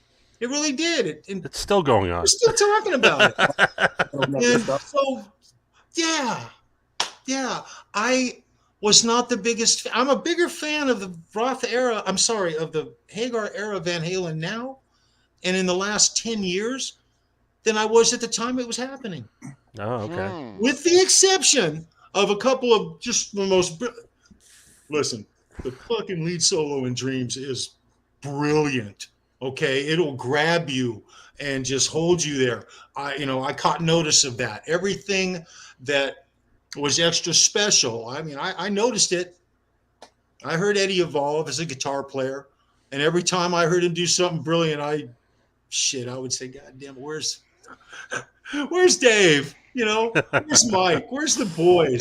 That's why I think that for Ed and me, for kids then a couple years younger, when Roth left, we accepted Hagar. Yeah, we knew who he was and his music, and he was okay, I mean, but we accepted him pretty quick. I mean, it Good wasn't music. the same, It was good music. but we It was. didn't have the time that you took to come around. We at our age, we were there To instantly. watch Van Halen rise and then watch them fall. It's a miracle. It's a flipping miracle in music. To have a band as big as Van Halen, have them break up and then turn around and have the same band Van Halen come back, a completely different version. They're not even close to the same thing. Right. Hagar starts singing about things like love and relationships. Shit, that's 180 degrees away from David Lee Roth, all right? Dave ain't talking about love. And so at least we had Eat 'em and Smile. Say that again, Johnny. At least we had Eat 'em and Smile. That helped that transition. Yes, we did. If we never had that album, it would have been a lot tougher. But yes, you're absolutely right. A huge album. Mm-hmm. And getting to watch Steve Vai rise because he, my God, you want to talk about filling some huge shoes? Yeah. I remember the first time they came out on stage. for Eat 'em and Smile. That was a flipping moment, you guys. Oh yeah. Oh yeah. The weight of the world was on Steve Vai's shoulders. The fucking weight of the world was on his shoulders for him to step out there and to have to emulate the level of entertainment that people were getting from Edward Van Halen with David Lee Roth, and for Eddie not to be shit. Halfway through the show, all I kept thinking about was, man, God, Steve is so accomplished. I really miss Eddie. I was a big Steve Vai fan and Billy Sheehan fan before Roth announced that he was having Oh, so that was great for you. Yeah, it was like heaven. Yeah, I was looking more forward to Eat 'em and Smile than 5150. I was happy with 5150, but I didn't think they really nailed it with Sammy.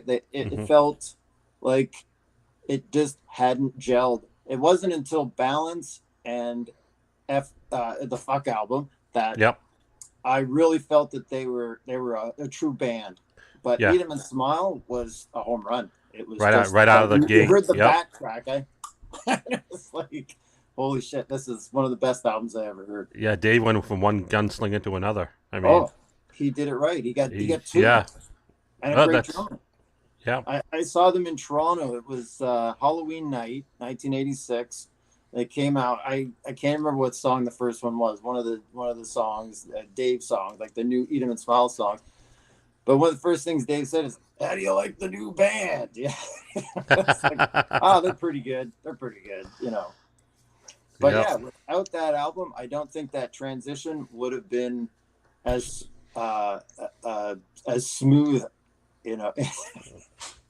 You know something about the Eat 'em and Smile album is Dave released a Spanish version of it, and I originally just thought, well, I'm going to get it because it's a novelty. It's obviously the same thing. It's just he's singing in Spanish, but it's actually mixed differently. You hear different intros and you hear different fade outs, and some songs that faded out actually come to an end where you hear the band stop playing. So it was kind of a little treat that way too. I've heard them. I can't recall, but I've heard the Spanish ones. They're cool. I always thought it was just to the same music. Did you sing along, Tony? But they just, I figured they just redid the vocal track, but it's actually mixed a little different, which was kind of a nice little surprise when I first heard it. You know, you hear the song fade out, and it's like, it's not fading out. Oh, this is kind of cool. All right. And then, I haven't heard it for a while, but there's other songs that start a little bit differently. Stuff is not cut out. So it's a little treat, you know? So you notice those little tidbits, and you're like, "Hey, this is different." Yeah. Wow. So I appreciate that kind of thing. Wow, that's great. I don't know if it's on YouTube. It's got to be on YouTube. It's got to be. After the show, I'm searching. I'm going to start singing it in Spanish. Learn a new language that way.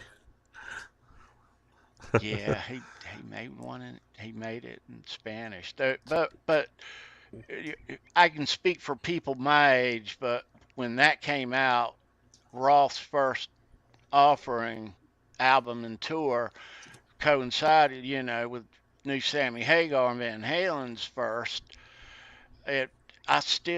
We still all looked at what Roth was doing as Van Halen. Yeah. Yeah. You could definitely see what his input was in Van Halen. Right. Because there it was. He did the exact same thing. He used the Dave formula. Yeah. And you can kind of tell where Eddie and Alex probably got a little tired of being told how to do these things. Why do we need to do these? How did they put it? The Las Vegas show act, that they didn't like. They wanted to be musicians, and they expected Dave to be a musician, which he really wasn't. Well, he wasn't. But those two tours, though, when they almost happened at the same time, that they overlapped. But David Lee Roth did more Van Halen songs live in '86 than Van Halen did Van Halen. That's true. Original Roth Van Halen in '86. Yeah, Unchained. Yeah, I remember Unchained. Roth did a bunch of them. Yeah. I gotta admit, I didn't see Dave solo until 2002 when it was the Sam and Dave show. You know, I mean, you guys know my first concert was '84 with Van Halen, but I hadn't seen Roth since '84. Oh, I never saw him solo, other than 2002. There was a big change. It changed a lot when Brian Young was in the band and all that stuff. And a friend of mine saw Roth, just like I think it was Sarnia, which is just a couple hours from here, and this was probably early 2000s, I guess, at his low point kind of thing. Mm-hmm. And he said that people were booing him, just standing there booing him. You know, it's sad to see that, you know, this guy that was like everybody loved. And now he went through that period. Well, I guess he's still going through it, where people kind of mock him and make fun of him. And for me, it's kind of sad. Like, I've defended him online. Like, you know, he is who he is. Regardless of how well he can sing now or how well he can't sing now. I mean, when I saw them in 2015, I really loved that Dave was there. Nothing against Sammy, but I wanted to see Dave. Sure. I don't care how he was singing. Eddie was bringing it. He, you know, right. Like that's what I wouldn't want to see, is watch Eddie fail, and you know, just that would be sad for me. But it was Dave. Yeah. Yeah, well, you got to have the songs. You got to write the songs. If, you know, I mean, his songs, his popularity, he was in Van Halen. That's a little chunk of it, but he can't make a life living on that. He's got to make a career, write good songs. They've got to do well, and that'll make him a superstar. Those songs, and they were good songs, and I love them, but you know, that's his leg to stand on. You can't put David Lee Roth. You can't put David Lee Roth out there every GD day of the week. You know what I'm saying? Right. And when you're touring and every year you want to go out and you grab a bunch of dudes, you can't, and you act that way on stage, you can't put that out there every, and I understand it, of course. Yeah. You know, we can all only take, I love Dave, but you can only take but so much at a time. Yeah. And you got to get out of the room. Yeah, they were making fun of him because, you know, they're like, it's not 1984 anymore, Dave. You know, unfortunately. Yeah, I mean, you got to evolve. Yeah, I think that was the, you know. I'll be right back. Van Halen, their offerings with Sammy were spaced, and they were relevant, and they were writing great rock songs, and they did well. All the albums went to #1 to Sammy eras. You know, I mean, they couldn't have done with Roth what they did with Sammy. It couldn't have happened. Great songs, man. I mean, just fantastic. And that's the difference. And they started out of the gate, you know, Eat 'Em and Smile. That was great, you know, but 2-3 albums later, what are you doing, Dave? You know, he wasn't doing much. You know, he was going. He put together a band of hired guns. They were all hired guns, paid contractors. They weren't really a band. They were a band. I mean, I don't mean to say that, but they weren't a band like Van Halen. Well, look, you know, Eat 'Em and Smile was great, but then Skyscraper, it dissolved. It self-destructed. You know, by the end of that tour, well, even before the tour, I think Billy was out. He was only on half of the album. He had enough. And then by the end of the tour, I think Vi stuck it out to the end of the tour, but he had told Dave that he was leaving at the end of the tour. Yep. Burned through those guys. I mean, he had gold right there in his back pocket, and all he had to do was treat him nice, and he could have had maybe. Wouldn't it be great if he had 4 albums with those guys? Yeah. Yeah. You know? Yeah. But burned them out. You know, that's kind of sad. And I think they actually, though, I think they were short timers in the first place. Raymond, good to see you. I think they were there for the moment, so to speak. You know, Billy Sheehan, he's Billy Sheehan. and Steve Vai. Shit, he's Steve Vai. They both stand up on their own. Yeah. You know, Dave's Dave, and they got together and they made some really great music, but they didn't have the same. You didn't feel the love, man. You didn't feel the Van Halen vibe. No. You just didn't. And like I said before, the whole time I was watching the show, I kept saying to myself, "Wow, what if this had been a new album, a new Van Halen album?" And Michael was up there playing bass. I love Billy. Don't get me wrong, man. He's something to see. He's something to see. Well, I saw the Eat 'Em and Smile show before I saw the new Van Halen with Sammy in '86. Yeah. I think by a month or so, but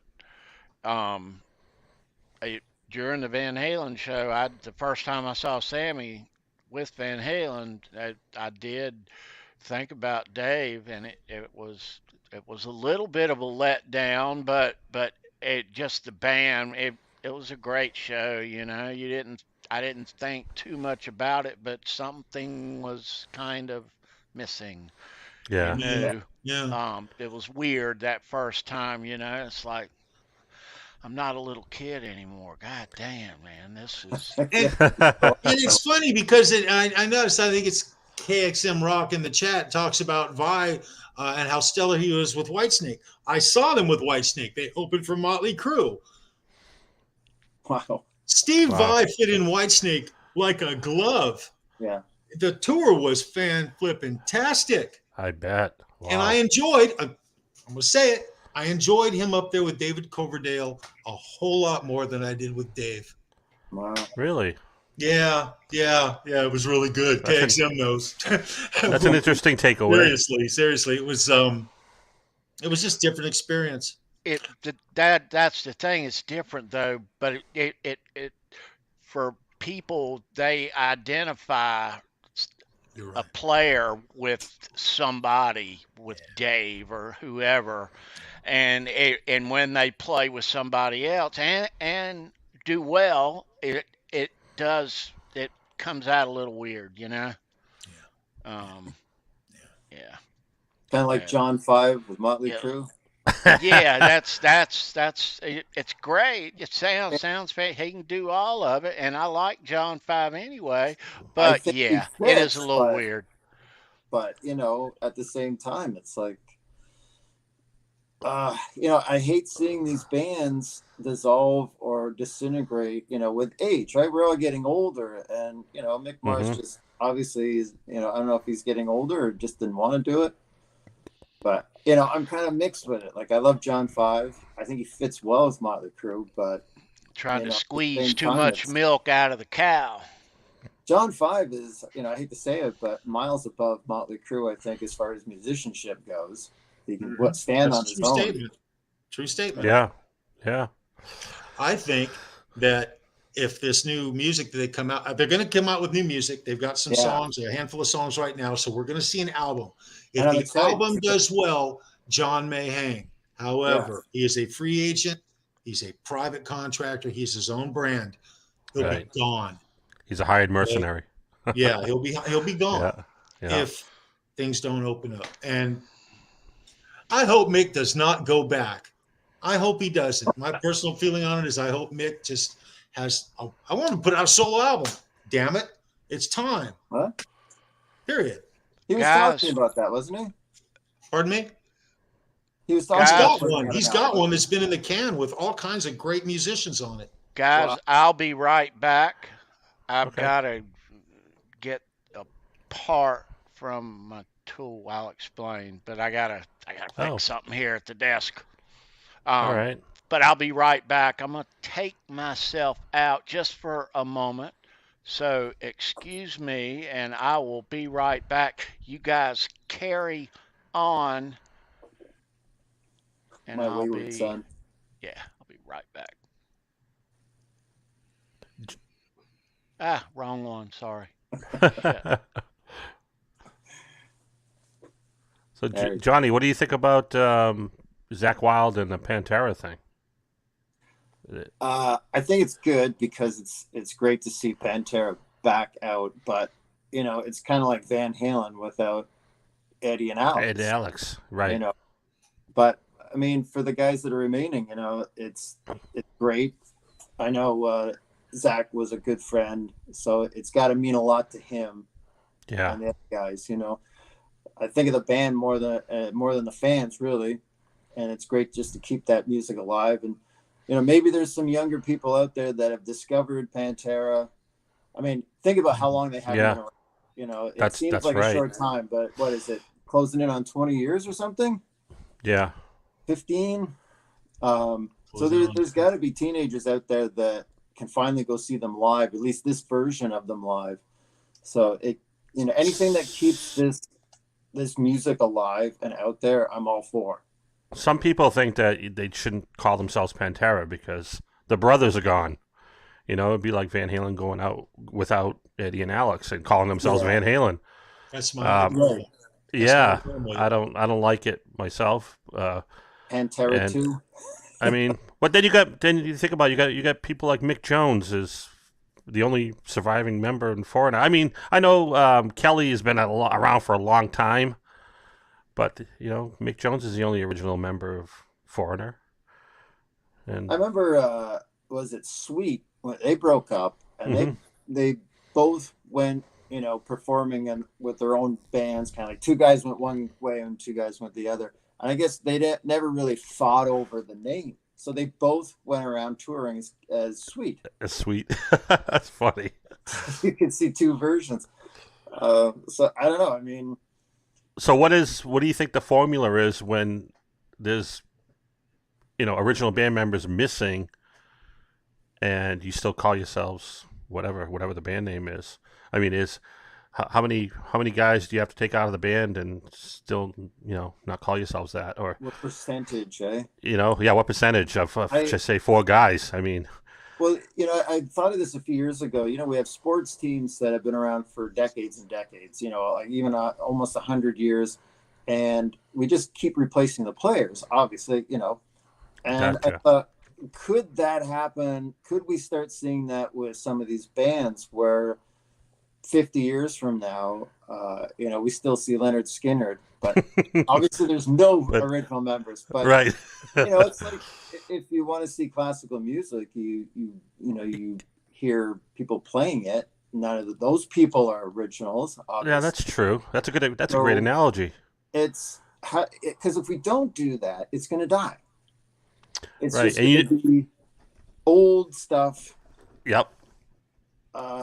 And Kiss is going to go on forever because they're just going to all these new guys with the makeup, and there's Kiss again. If there's a band that monopolized this, it would be them, and they would franchise it. Yeah, they would franchise it. They're already halfway there. So. Yeah, right. Yeah, that's funny. I'm sure Gene's probably thought of this already. Like, yeah, he's got his replacement, and he's got Paul's replacement. They're just going to continue on. Generations of Simmons are going to be rich. But I mean, if you think 50 years from now, you hear about this Kiss band, it's the only way to see it live, or not at all. Yeah, right. Yeah, that's true. Yeah, I mean, we've lived through an era of music that is, like we were saying a little while ago in the 80s, like how albums were coming out one after the other. When you look back at them, like Bark of the Moon, Ozzy's new album. It's a landmark record. It's, Master of Puppets. Like all these, it was just the regular album coming out from our favorite bands. Right. And there were a lot of them. Yeah. It ended. It was like this chunk of time. And you look at bands now that are selling out, Iron Maiden, people like that, selling out big crowds, big stadiums. They're still pulling in the crowds. Like when I was in high school, I remember music that was 30 years old, they weren't playing in arenas. They weren't bringing in a lot of people. They were playing maybe a small bar or something, downtown. The Ink Spots or something, playing. So it's a different kind of era that I don't think we'll ever see again. No, and they have to make their money by touring because it's not through record sales nowadays. It's everything's a la carte now. You can pick and choose what singles you want to buy. Yeah. You don't get the full album. I mean, you can still buy full albums, obviously, but now you can pick them apart and just take your favorites and buy those. There's so many. Or steal them like some people do. But, yeah. I think they don't make a lot of money from Spotify and places like that. Right. It's not like it was when they sold albums. I mean, they used to go on tour, sold cheap tickets so they could promote themselves, so that the next day the kids would go to the record store and buy their albums. It's almost seems silly now that's how it worked. How many albums? Oh, go ahead. You want to see the Stones? You're looking at what, $300? That's crazy. That's ridiculous. I paid per ticket. Now, I didn't actually have to pay. I was blessed. But with the stadium tour with the crew that just came through with Poison and Def Leppard. Thank you. Yeah. And I had them right there. And the tickets were $275 a piece. Wow. And 6 of us went. That's ridiculous. And how are your seats? Ridiculous. Okay, that's a house payment. Okay, yeah, right. No one should have to pay that much for a family to go to a concert, and that's just the ticket price. Yeah, that has nothing to do with merch and all the other bells and whistles. No. So something needs to change. It's a little crazy out there. God forbid you want to have a few beers. Although small venues, clubs, we've got local clubs here, and guys in the chat, you guys, we all have our place. There's a lot of great bands flowing through right now. I mean, I have seen some incredible bands in the last year in small clubs, and I'd rather see them there. Yeah, I just caught Marty Friedman at the Fillmore. I was standing 25 feet from him and his band, and I'm still to this freaking day I'm enjoying that show. That's how good it was. Yeah. Yeah. The small venues are definitely more bang for your buck. That's a better experience. Right. I was thinking about the Motley Crue show at the stadium, and there's only 3 freaking instruments, guys. All right. There's only 3 instruments up there on that stage, but I'm looking at 6 video screens. Instrument. Dude. Well, I'm rephrase that. Voice, there's guys up there on that stage, but there's only 3 instruments making sound, and then there's a vocalist. Well, there's 4 vocalists. There's the Nasty Habits, and then there's Vince. And not only am I watching multiple screens, stuff going on, there's smoke, there's flashing lights everywhere. There's the videos are not all the same. There's different stuff playing on different, there was 3 big screens right behind the stage, the entire length of the stage, and there was 3 different things going on there. So and the girls were dancing. There was so much going on that it was a next level show. It really took things out of where they normally would be and just took it to a whole nother level. Yeah. The entertainment factor. Oh yeah. Was through the roof. So did you feel you got your money's worth then? Oh, damn straight. Well, absolutely. Yeah. It was wonderful. Yeah. But we just had to pay through the nose to see it, which was wrong. It was a good lineup, a great lineup. Yeah. Wonderful. Yeah, but I think you might have missed one vocalist though. You forgot to mention the track. Oh, there's so much going on. There's so much going on. You really, it's overwhelming to the point where you really got to pick it out. And I told you guys, I looked at the screen, and there was a moment where he reached up to mess with his earpiece, and his finger or his pick did not hit that string, and I heard a freaking bass string hit. Oh. Okay. So he's just what does that mean? I don't know what that means. I don't know what that means. Exactly. He was hammering. It was entertaining.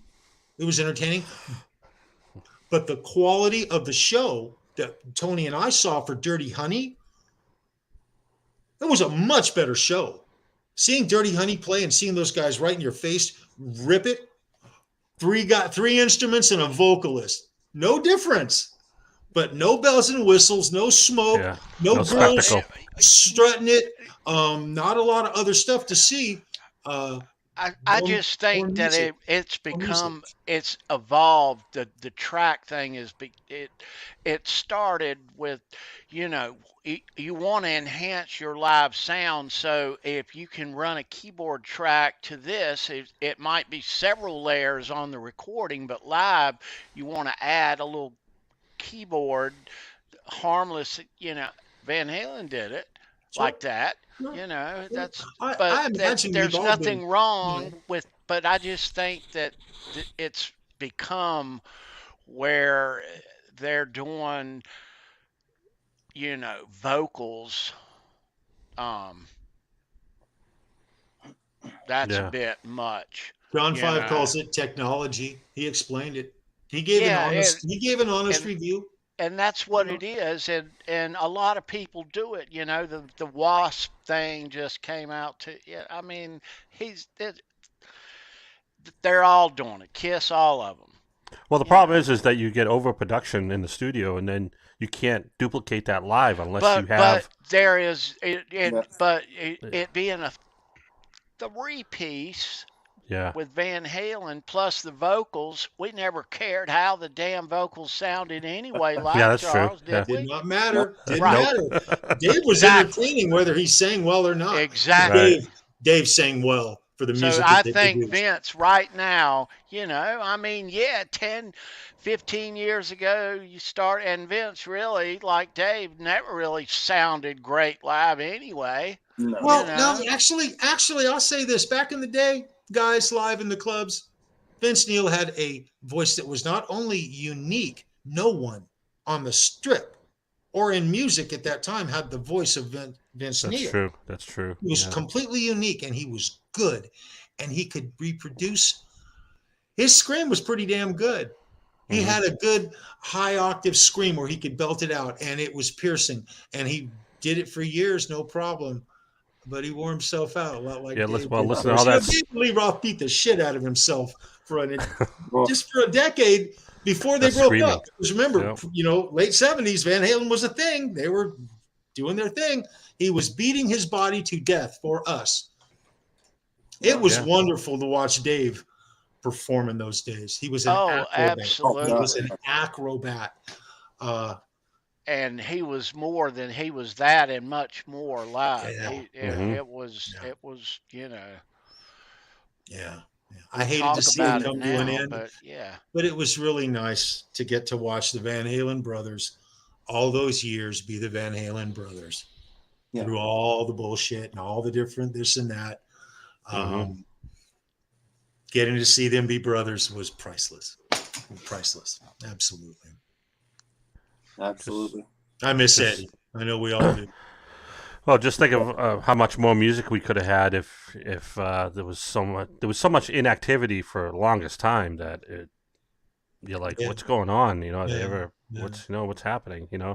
And unfortunately, a lot of it had to do with Eddie's addictions, and and life in general. Life's not easy. Yeah. Hell, it's not easy being a rock Divorce. star. Holy crap! Being a rock star. Now, although there are some who don't, of course there are, but there are a lot in these bigger arenas and stadiums in these bigger tours that are going on with these guys that have these big productions. A lot of them are using them. When I say all of them, everybody's using. I say that loosely, of course. Come on. Using what John 5 was calling technology. They're just enhancing, and and I get it. It's like steroids, I mean, exactly. When I see a guitar player step up to the front of the stage, and it's time for him to step on a button and impress us, that needs to be straight up and true. Yeah. Those moments need to stay real. And we hear it. The fans hear it. We hear it. We know. We'll you know, and here's a perfect example. Christopher Sylvie saw Ted Nugent the other night. Ted doesn't use backing fucking tracks. Okay, he might have something that comes in to enhance something, but when you're listening to his band play, you're listening to the boys. Period.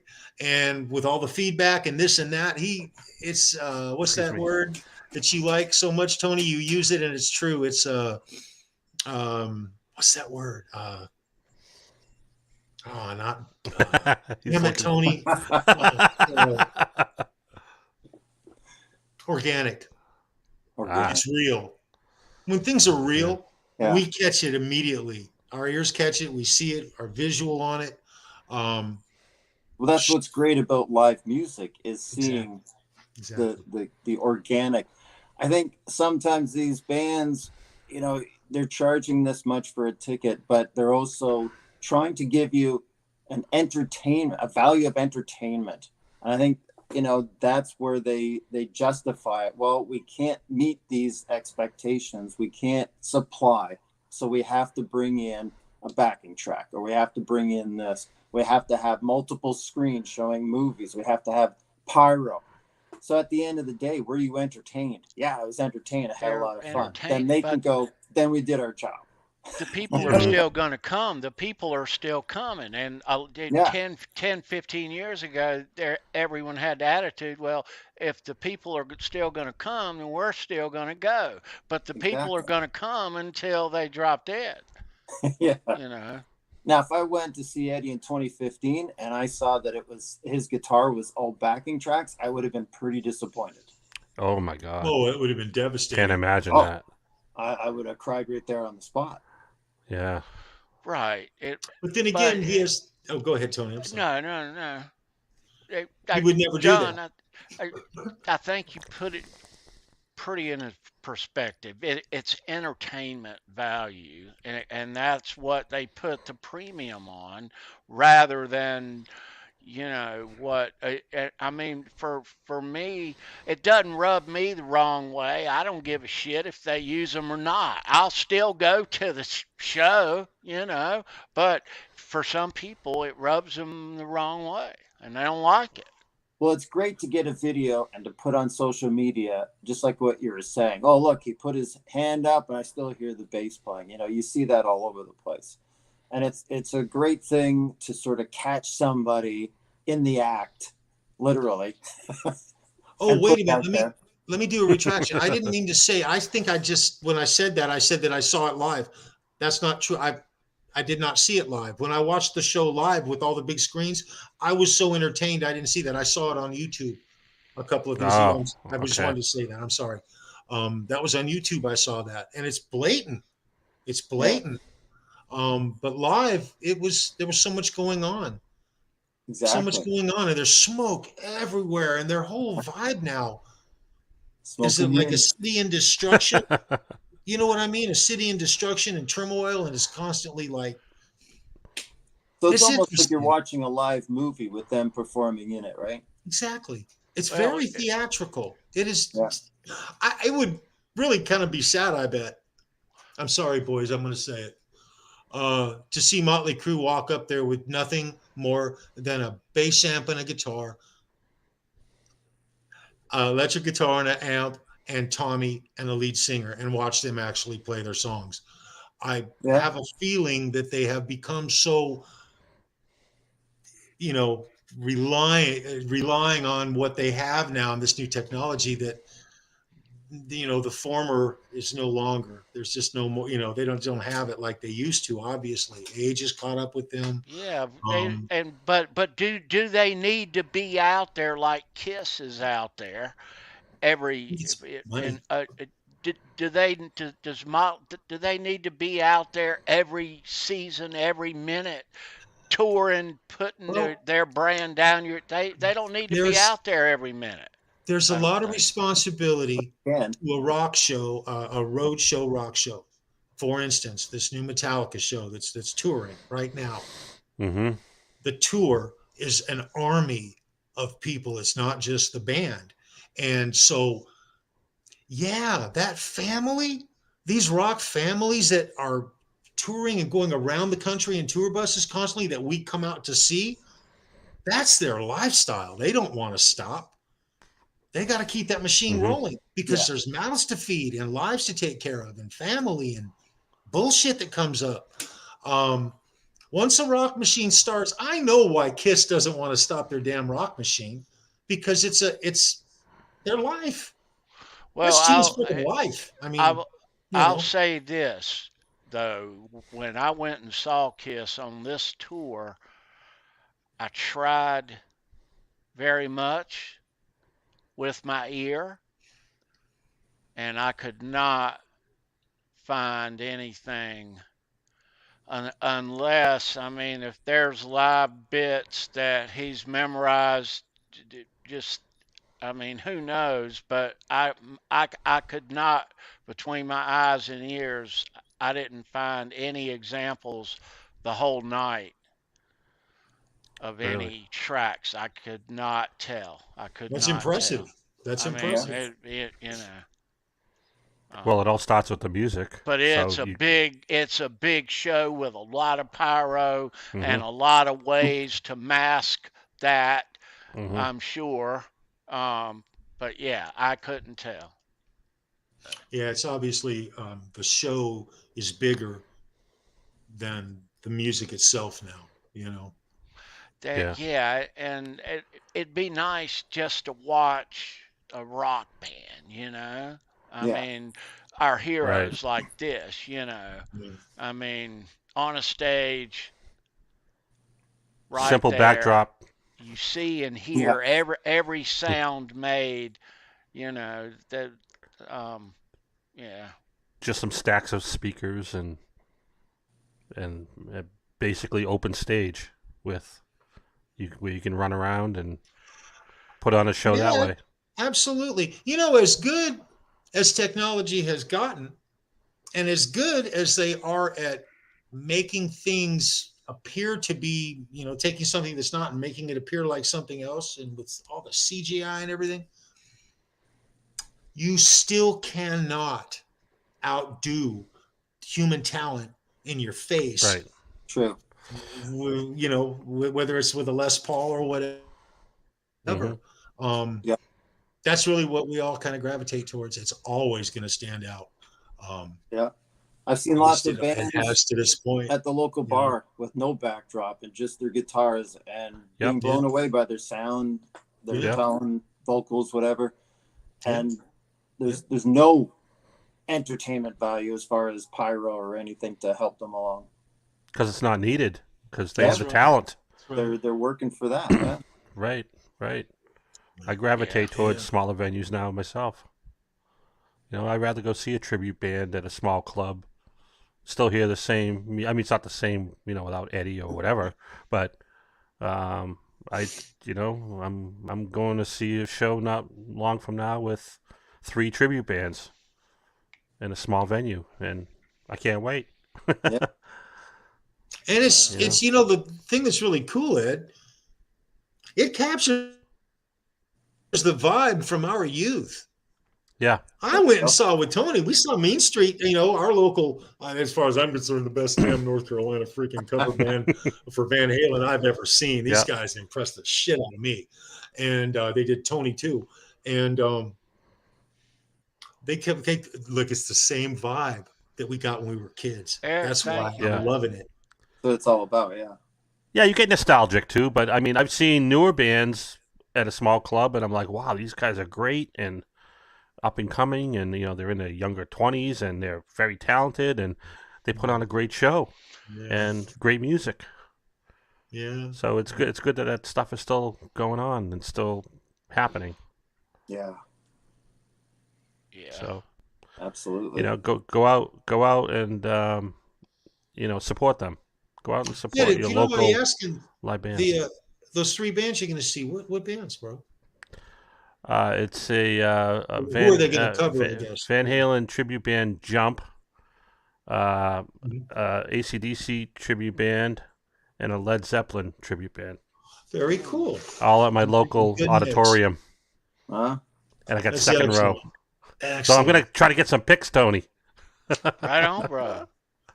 Nice. So, Yeah. but Yeah, we love these, but yeah, the music scene is definitely not what it was, mhm. so, but yeah. Um, So yeah. I think I'm gonna go order that Starfleet package now. Now that Johnny has shown us what's in it, and Have I sold it? Yeah, you've sold you it, did. and generally I You would did. gravitate toward the LPs, but that has LPs and CDs.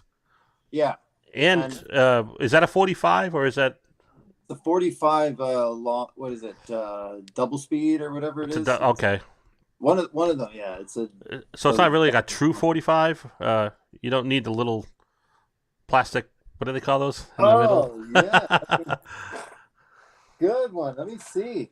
I think it's good. I forget what do you call those? There was a name for them.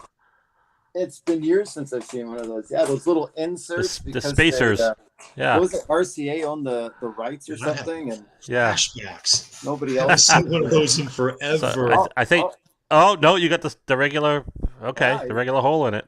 Okay. Yeah, Yeah, I don't have to right. go Okay, and buy so one. it's set up for Right. standard speed. Where would you It's find just them? in the shape of a 45, but it's set up for standard speed. It's Yep. not Okay. retro. Gotcha. I All get it. right.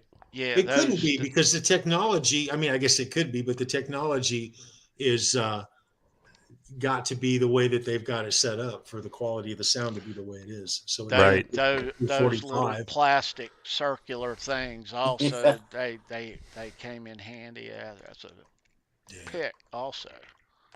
Oh, no kidding. Back I in never the thought of yes, that. they did. The big giant.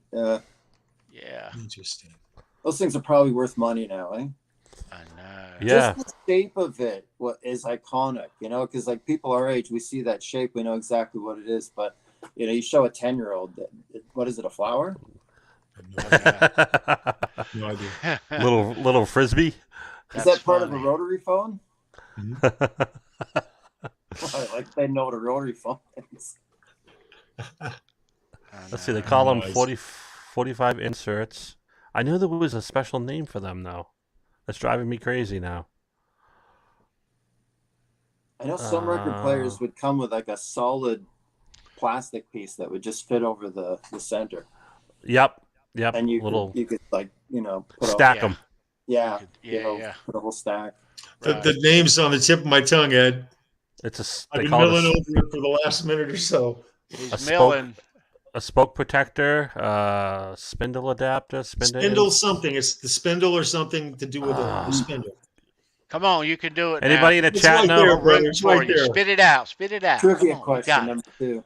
I think That's it's a called a great spindle trivia insert. question. Is what we used to call it, a spindle insert or a There was a spindle. strange name for it, and I can't think of it, and I can't find it. But Huh. anyway, record adapter. I mean, yeah. Well, the word speed was in it too. 45 Speed adapter. or something like that. In fact, What? what I used to call it was probably not the right name for it. It's probably just some Let's generic see. term we came up with. They call RCA called them the Spider.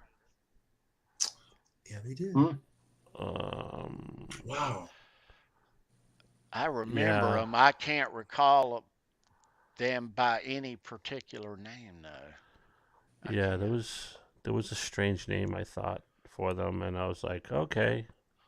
But you need them, but the worn out ones wouldn't hold the record right, and They wouldn't snap in. And at that point, you take it and pew, off it went. Yeah, you remember in the record store they would sell them like you just like buying guitar picks. You just grab a whole bunch and or a cent each or something. Yep. Somebody made $1 million making those things. Someone made a crap load yeah, of money off that. Yeah. Of course. Of course. All righty. You ever try to put one on without just to see if it would work? You ever try that? I remember. Oh God, no. It didn't work. I was a kid with my parents' stereo, so I didn't wreck my needle. Gotta wreck dad's needle, man. I destroyed my dad's stereo. I did.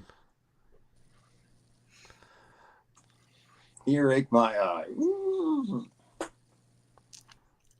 And my parents, they Good had old a adapter. couple weird shaped records in there that, you know, capital across the thing, Charles, you know what I mean? Capital. And just those were the the what's the size? 78s or were they the? 78s. Oh Yeah. yeah. Oh, my parents had That's those. old school. Now you're Those are talking hot 78. as a Talking rock. old school. That's mom and dad's records. Yeah. Right. Right. Glenn Yeah. Miller. Yeah, Yeah. that's what my dad had. Yeah. The only thing really remotely cool in my parents' stack of albums was Led Zeppelin Houses of the Holy. Were you kidding me? Parents. That's Wow. Wow, that's good Man, for if I'd have you. seen the my rest dad pull was out Houses of the Tom Holy, I'd have Jones passed and out. Elvis and uh, Uh, Olivia My and Elvis parents and Newton-John. was all like 40s swing music because I'm the youngest of five, so they had, you know, I loved going through the records, because it smelled different. The old ones smelled different than like vinyl and stuff like that. And, Yep. you know, it's like looking at something It did. from, you know, a different world. All this stuff, the wartime music, and I admit, like now that I like some of it when they play it, but as a kid, you know, you didn't admit it. Like, but a lot of good stuff. Yeah, That's where rock and roll came from. that's exactly right. Glenn Miller in the mood. Yeah. Yep. Yep. No. Herb Albert. Hardy Shaw. Artie Shaw, yeah. Yeah, that's I think my right parents' stuff. before the timeline 1979 that we talk about onward into the 80s, I think that right before then, in the mid 70s, the album that really the two albums that I really liked were the first two Boston albums. Yes.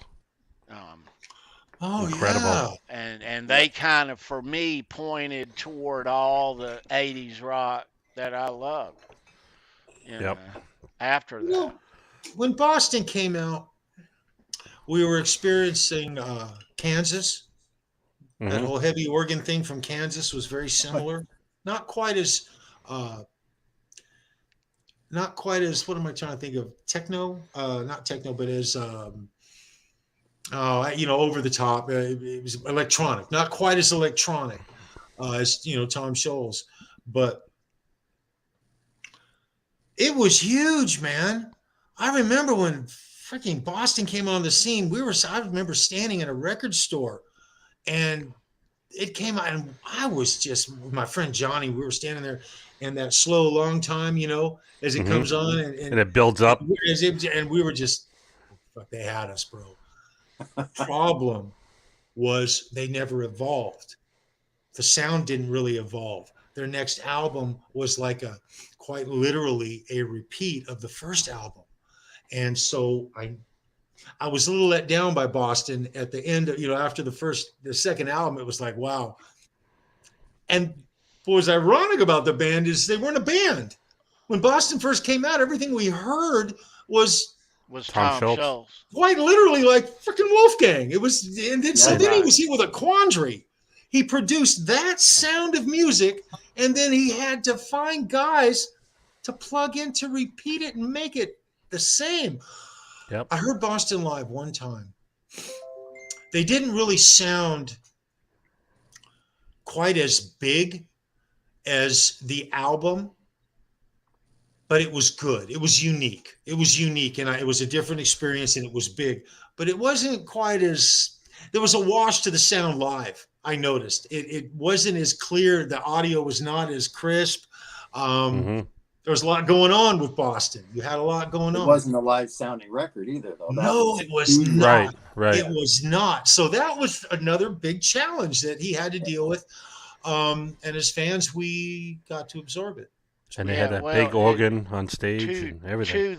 To the musicians in that original band's credit, I don't think that Brad Delp I think that live, he was not as good as he was on the record, which a lot of people aren't, I know, but um, I think that's a lot of it right there. Is their live sound was because of the vocals, just they just live it wasn't good, you know. Love Hmm. Brad Delp, rest in peace. But live, even right off the bat, he just couldn't hit those notes. He could Well, in the not. song Rock and Roll Any Band, when night. he's, yeah, well, in the song Rock and Roll Band, where he's singing about the other bandmates and how, things started happening. He's got a car in New York and things Hmm. are, that was like, you're freaking lucky. They're really lucky that they managed to put the band together to where they could reproduce the sound. Uh, that was really a rock and roll miracle. What a lucky dude, man. Lucky dude. I saw Barry Goudreau not long ago. Engine Room, I think his band is called. Oh, nice. They opened up for Extreme Wow. not too long ago, and that was a great show. Less than a year ago. Sweet. Before the Extreme's new album, though, I didn't get to see Nuno play wow. that, unfortunately. Yeah. And I just missed their latest concert. They came around again, but anyway. Yeah. All roads lead to Van Halen, because Yep. if it wasn't for Boston, I would never be a Van Halen fan. That's right. Because You I went to a went show. see Boston, right? That's how you discovered him, eh? That's Yeah. right. At a Boston show. So it blew your Right. mind, right? Did. You Yes, walked in with a excellent. Boston shirt and walked out with a Van Halen shirt. No, I was, yeah, no, Excellent. I was in middle school, but it was, yeah, I was still a Boston fan after that. But yeah, no, that was that was the first time I saw Van Halen. That was like, wow. And I don't see any Yeah. Boston posters on your wall. Yeah. From the other side behind Oh, us. maybe. Yeah, probably. He does another show, puts on a different hat, turns the kid. I don't Turns everything think so. around. No, I don't have enough. The circular Boston. stage. No Boston, sorry. I don't think. What do you call that show, Tony? Nah, everything's where it is Yep. now. That's funny. Yeah, Wow. but yeah, had it not been for Boston, for me, there would be no Van Halen. And I think, well, how much later? I'm sure You not a would have year. discovered it. It wouldn't Yeah, have been a year exactly. later. I would have, Yeah. yeah, because I was at the ripe age, Yeah. very ripe Hmm. for It's that. like I was at the 10 years time. old and went in to see Star Wars. It's like there was no getting out of that theater without some severe brainwashing going on. Like Oh yeah, me too. Went out. Yep, a different kid than when I went in. That's right. exactly. Yeah, I was 10 years old too. Yep. Yeah, that was great. Right on. Boy, what a great discussion we've had tonight about all kinds of stuff. Boy, not just Starfleet. Yeah. Dude, Johnny, I was about to go down a freaking Star Wars rabbit hole about 2 seconds ago, and I caught myself and pulled myself back, brother. I've got work tomorrow, Charles. Wait, Phil, remember when the Imperial starship comes over the beginning of episode, I guess it was episode 4, was the first? Rockmanville What's up, Live. Jimmy? That's a Ray? good one. Good to see you, dude. Anyway, you're sitting there in the theater and you're looking, and all of a sudden here it comes, and it just keeps going and going and going and bigger and bigger and bigger, and your eyes get bigger. Yeah. That was a spectacular moment. One of the best. Yeah. Yeah, definitely. Because the Starfleet stuff came from that Japanese kids show. It's on YouTube. All those old shows, at least one season. I don't know how many seasons it went, but I've seen little bits and pieces, and it doesn't look too bad. Brian May was really into it with his 4-year-old son, and I want to sit back and actually go through the whole season and see if I can get sucked into it and enjoy it as much as this is what ended up because of it. So That's I the Right. name, right? That's go how the back name and do for the same those thing. not Yeah. I like following that along, kind of like, you know, or arriving late. Good to science see you. fiction-y type stuff. It's all puppets, eh? It's like these puppets come up, you know, like So Thunderbirds. you have to admit that Starfleet, the song was a little cheesy, so to speak. Oh I think yeah, it was great musicianship, but it was of its time. You know, yeah. and it was sort Have of. you heard the It was for original kids. from the TV It's for show? kids. I haven't. It sounds exactly the same, except Oh, no not kidding. as heavy, of course, and you know.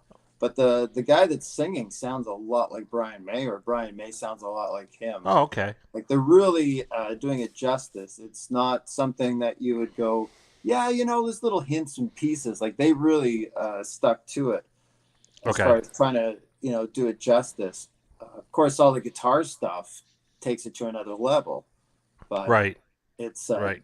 like the melody and even the keyboards are very, very similar. When you So hear the them. original was mostly keyboards, I'm sure, mostly synthesizer, and Probably, yeah. there probably wasn't much guitar in the If there's original. guitar in it, it's just Subdued. rhythm. Yeah. It's not like Eddie doing Okay. diatoms and Right.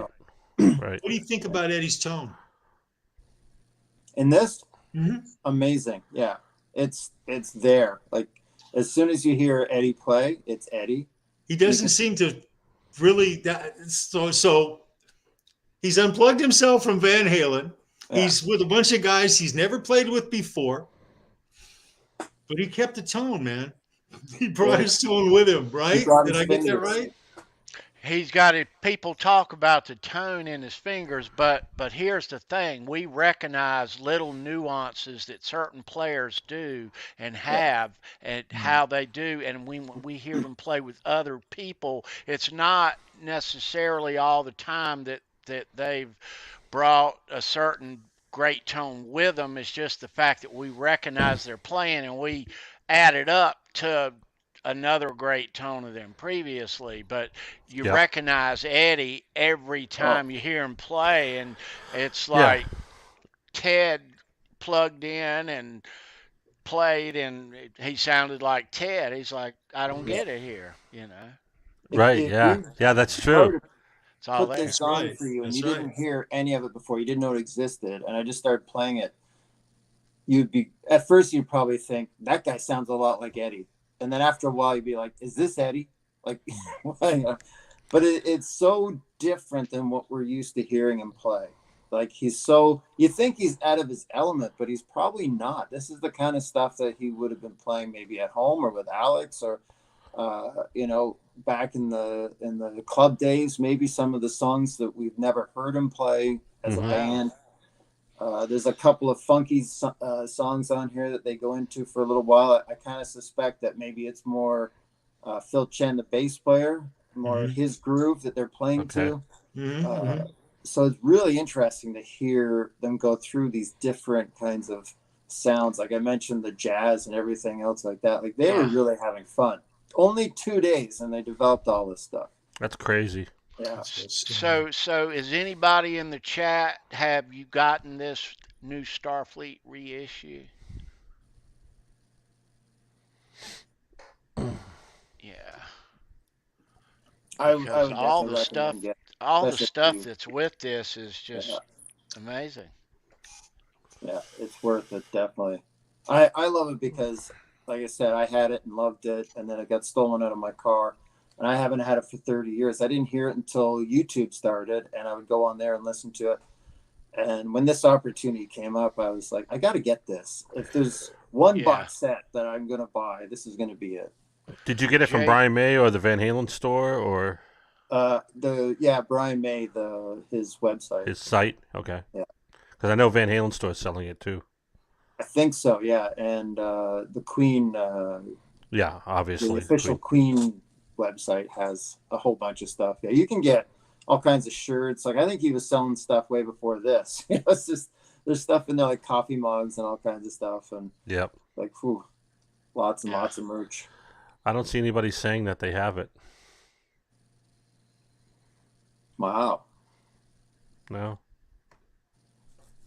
This is the kind of thing I just figure everybody gets because I think I love it so much. There's got to be somebody else. But, you know, out of a couple of friends that I'm still friends with now from back in the day that knew about it. I've never run into anybody that even knows what it is, or Interesting. It's very hard to even find people that know Van Halen as well as I do. Yeah. Yeah. I understand that. They'll see me with a shirt or stuff like that, and they'll go, "What? That's Van Halen, right?" I'm like, could be. Well, here's. It's called a statement shirt. You can't. Yeah, it's a statement right there. If we're in the grocery store and you and I walk beside each other, we wouldn't keep going. We would stop. We would stop and talk for a while. Yeah. Yeah. And I wouldn't get my shopping done. Yeah. You guys, you done yet? What? So, yeah, I've worn some garb at the grocery store and had people, get some other guy stop me. Hey, wow, that's cool, man. You see them? And, and then we sit there and start talking bands and stuff. And it's like, I got to finish my shopping, dude. Maybe we should go out for a beer sometime or something. It's pretty cool when that's the point of wearing a shirt, eh? Yeah. And somebody picks it out. It's like, yeah, okay, cool. And I'll tell them, hey, come and watch our show. So, yeah. Right on. So. My wife is my biggest, we'll be out somewhere and Van Halen will come up and they'll say, "Oh, do you like Van Halen?" to me. And then my wife will go, "Oh, you have no idea who this guy is. Blah, blah, blah. The Frankenspell, he knows more, blah, blah, blah." My biggest supporter. And I'm like, hey, he doesn't care. Yeah, right. They come out of the woodwork. They certainly do. But hey, what do you expect? We're a special breed. What do you expect? Well, that's why we do this, right? Right. There is at least one in every crowd, maybe 10. Maybe. That's right. That's right. But every damn Charles, you're looking good there. Thank you, Ed. I owe it all to you.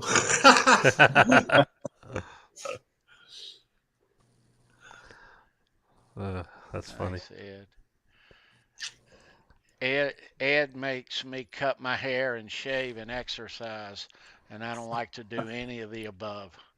He's got you dancing now. Awesome. That's right. Awesome. Yeah. All right. We just got another show with Johnny, guys. This was cool, man. Yeah, Johnny. It's a lot of fun. Good to see you. This has been a lot of fun. I got to apologize. Back in the show there, I got so excited there when it was getting close to trivia time. I blew 20 minutes through that. I'm so sorry, you guys. I'm really sorry. I'm going to be the Charles Green show. No I'm going to be apologizing to these guys for a little while. I'm sorry. You're good, dude. You are good. All in good. Great questions. Fun. That's right. And insights. Yeah, Johnny. Always great to see you, bro. You got to stop by so much fun. More often, man.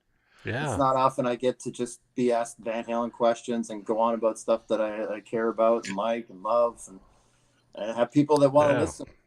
That's really a cool part of doing anything that I've done, Yeah. Yeah. And I want to say, since my stuff has been on hold and that for the last little while, I just want to thank a lot of people for reaching out to me, because a ton of people have reached out, trying to find out what's been going on and just encouraging me to fix things. It's not so easy, but it's all going to come back some shape, form, way. That's right. It'll happen. Yeah. It's great to have that support. Yeah.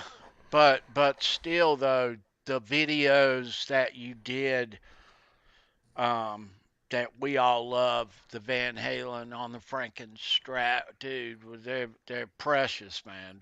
We don't need to have them in our fingers, So we remember them. Yeah, man.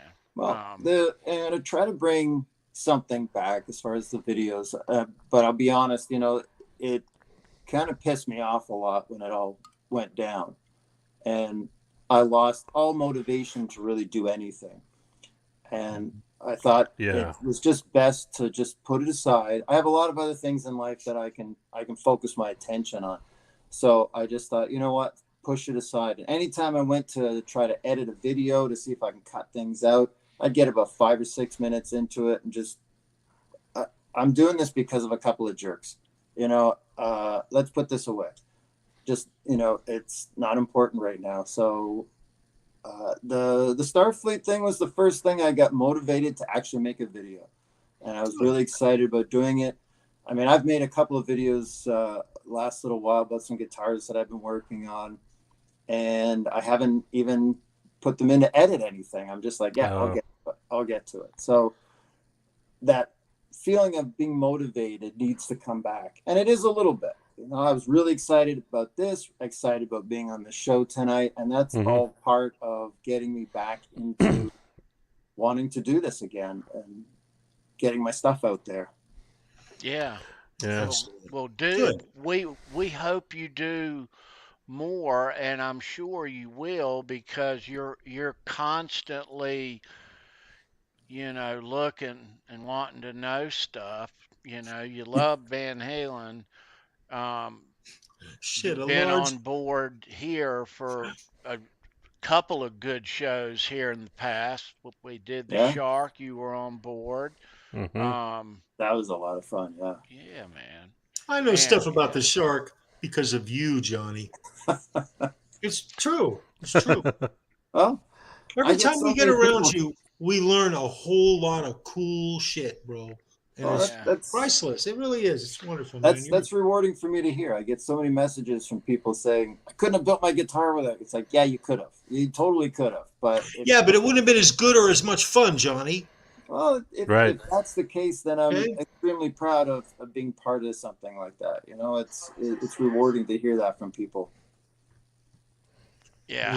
Well, we always enjoy you coming by, dude, and always great to see you.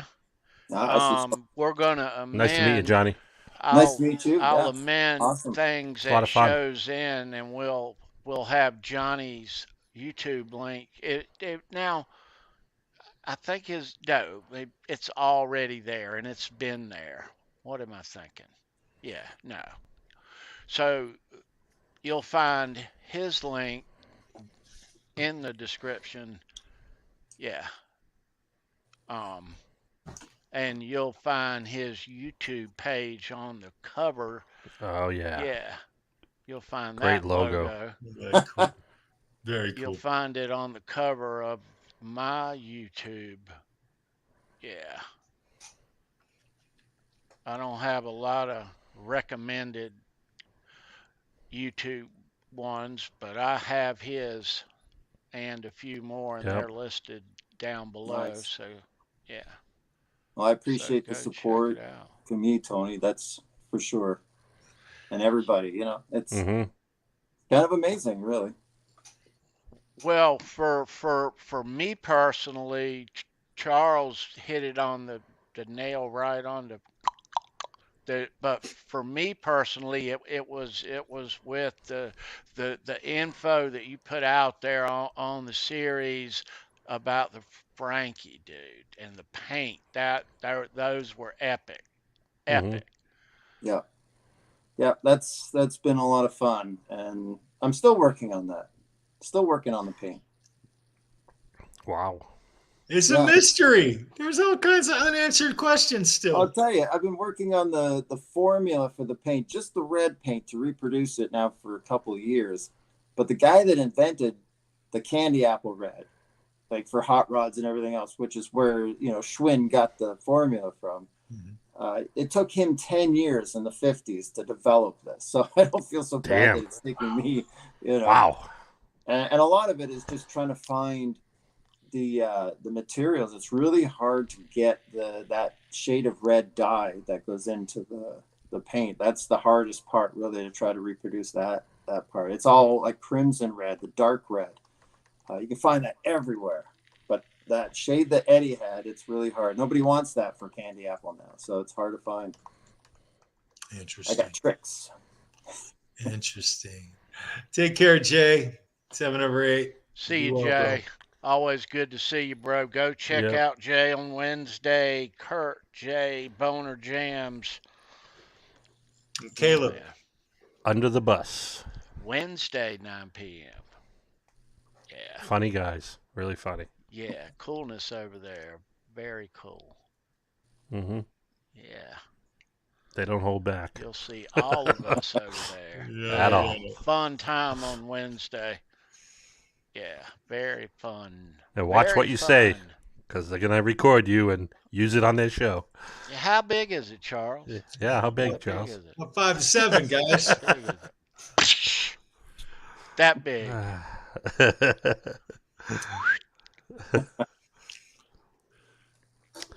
Yeah, it is. But no. Jay, have a good night, bro.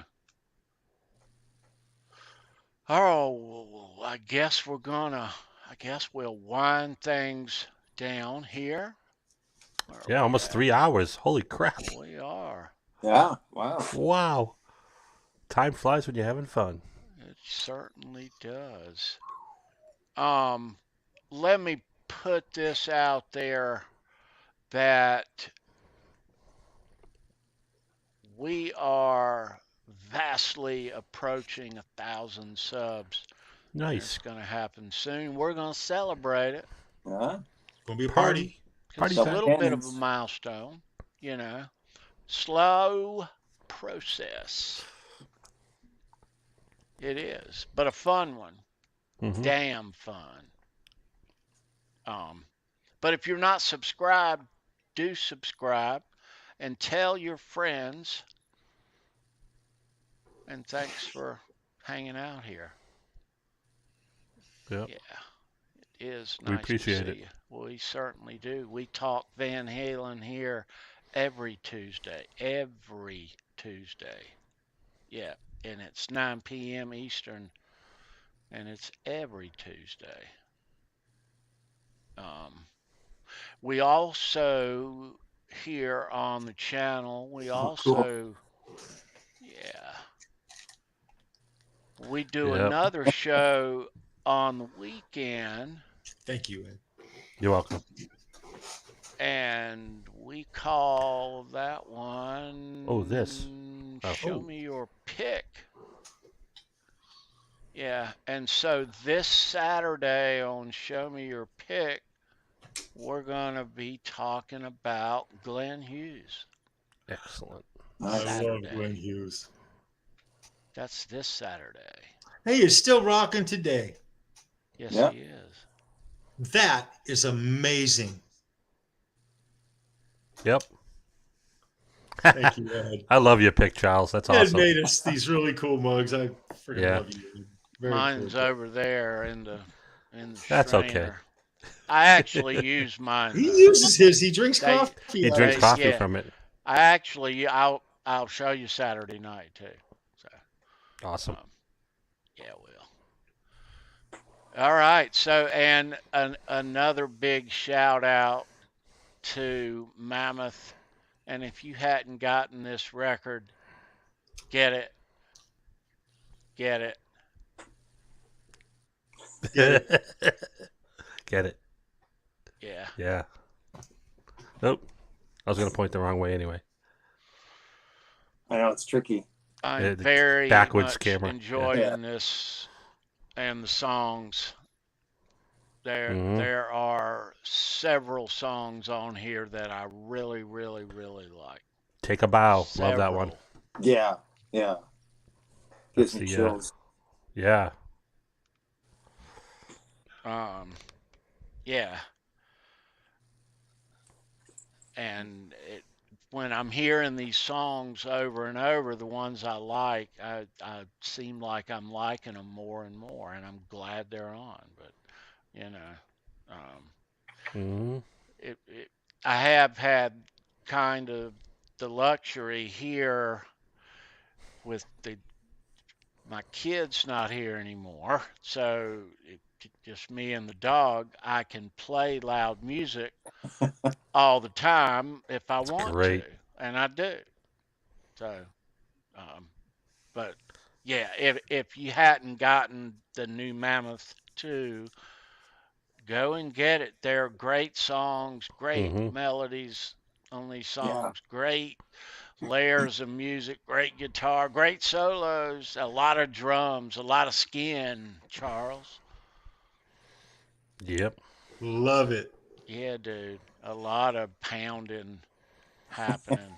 They just need to add a couple of shows in North Carolina and South Carolina. That's right.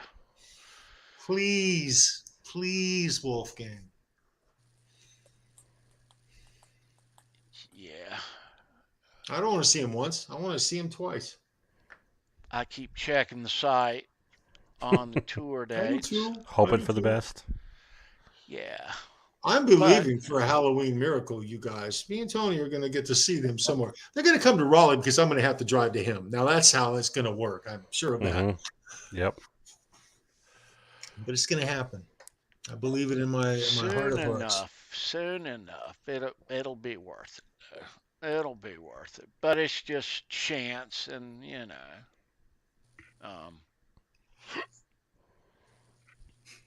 but yeah. All right, guys.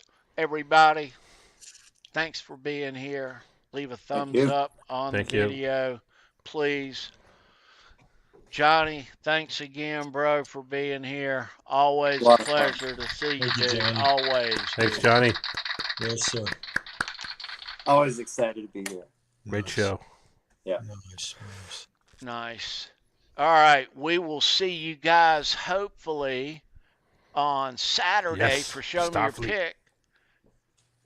We're talking Glenn Hughes. We'll give away another Mammoth pick on Saturday with him. Beautiful. Yeah. Nice. So hope the rest of your week is smooth sailing. Stay frosty. Be well. Any last words there, Charles Green? Guys, this is Halenville. Around here, it doesn't matter if you go north, south, east, or west. Every road is going to lead you straight to Van Halen. Have a great week, you guys. Do something nice for somebody. You'll feel better. And have a wonderful week. Be well and rock on. Take care, guys. Amen, brother. Nice. Nice. Class dismissed.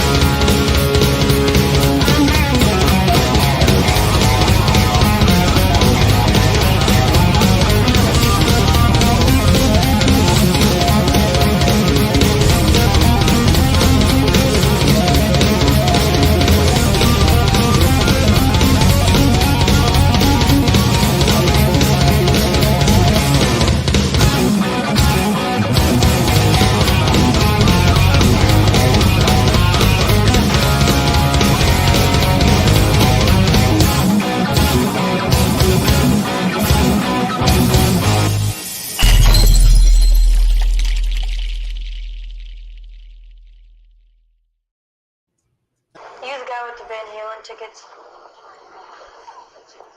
That could be. How much you want for something in the first 10 rows? $20 a piece. Those tickets are only $12.50. I don't buy it. Come on, Arnold. All the other scalpers are sold out. Scalper? Did you call me a scalper? Listen, gentlemen, I perform a service here, and the service costs money. Now, do you want the tickets or don't you? Okay, we'll take them. All right.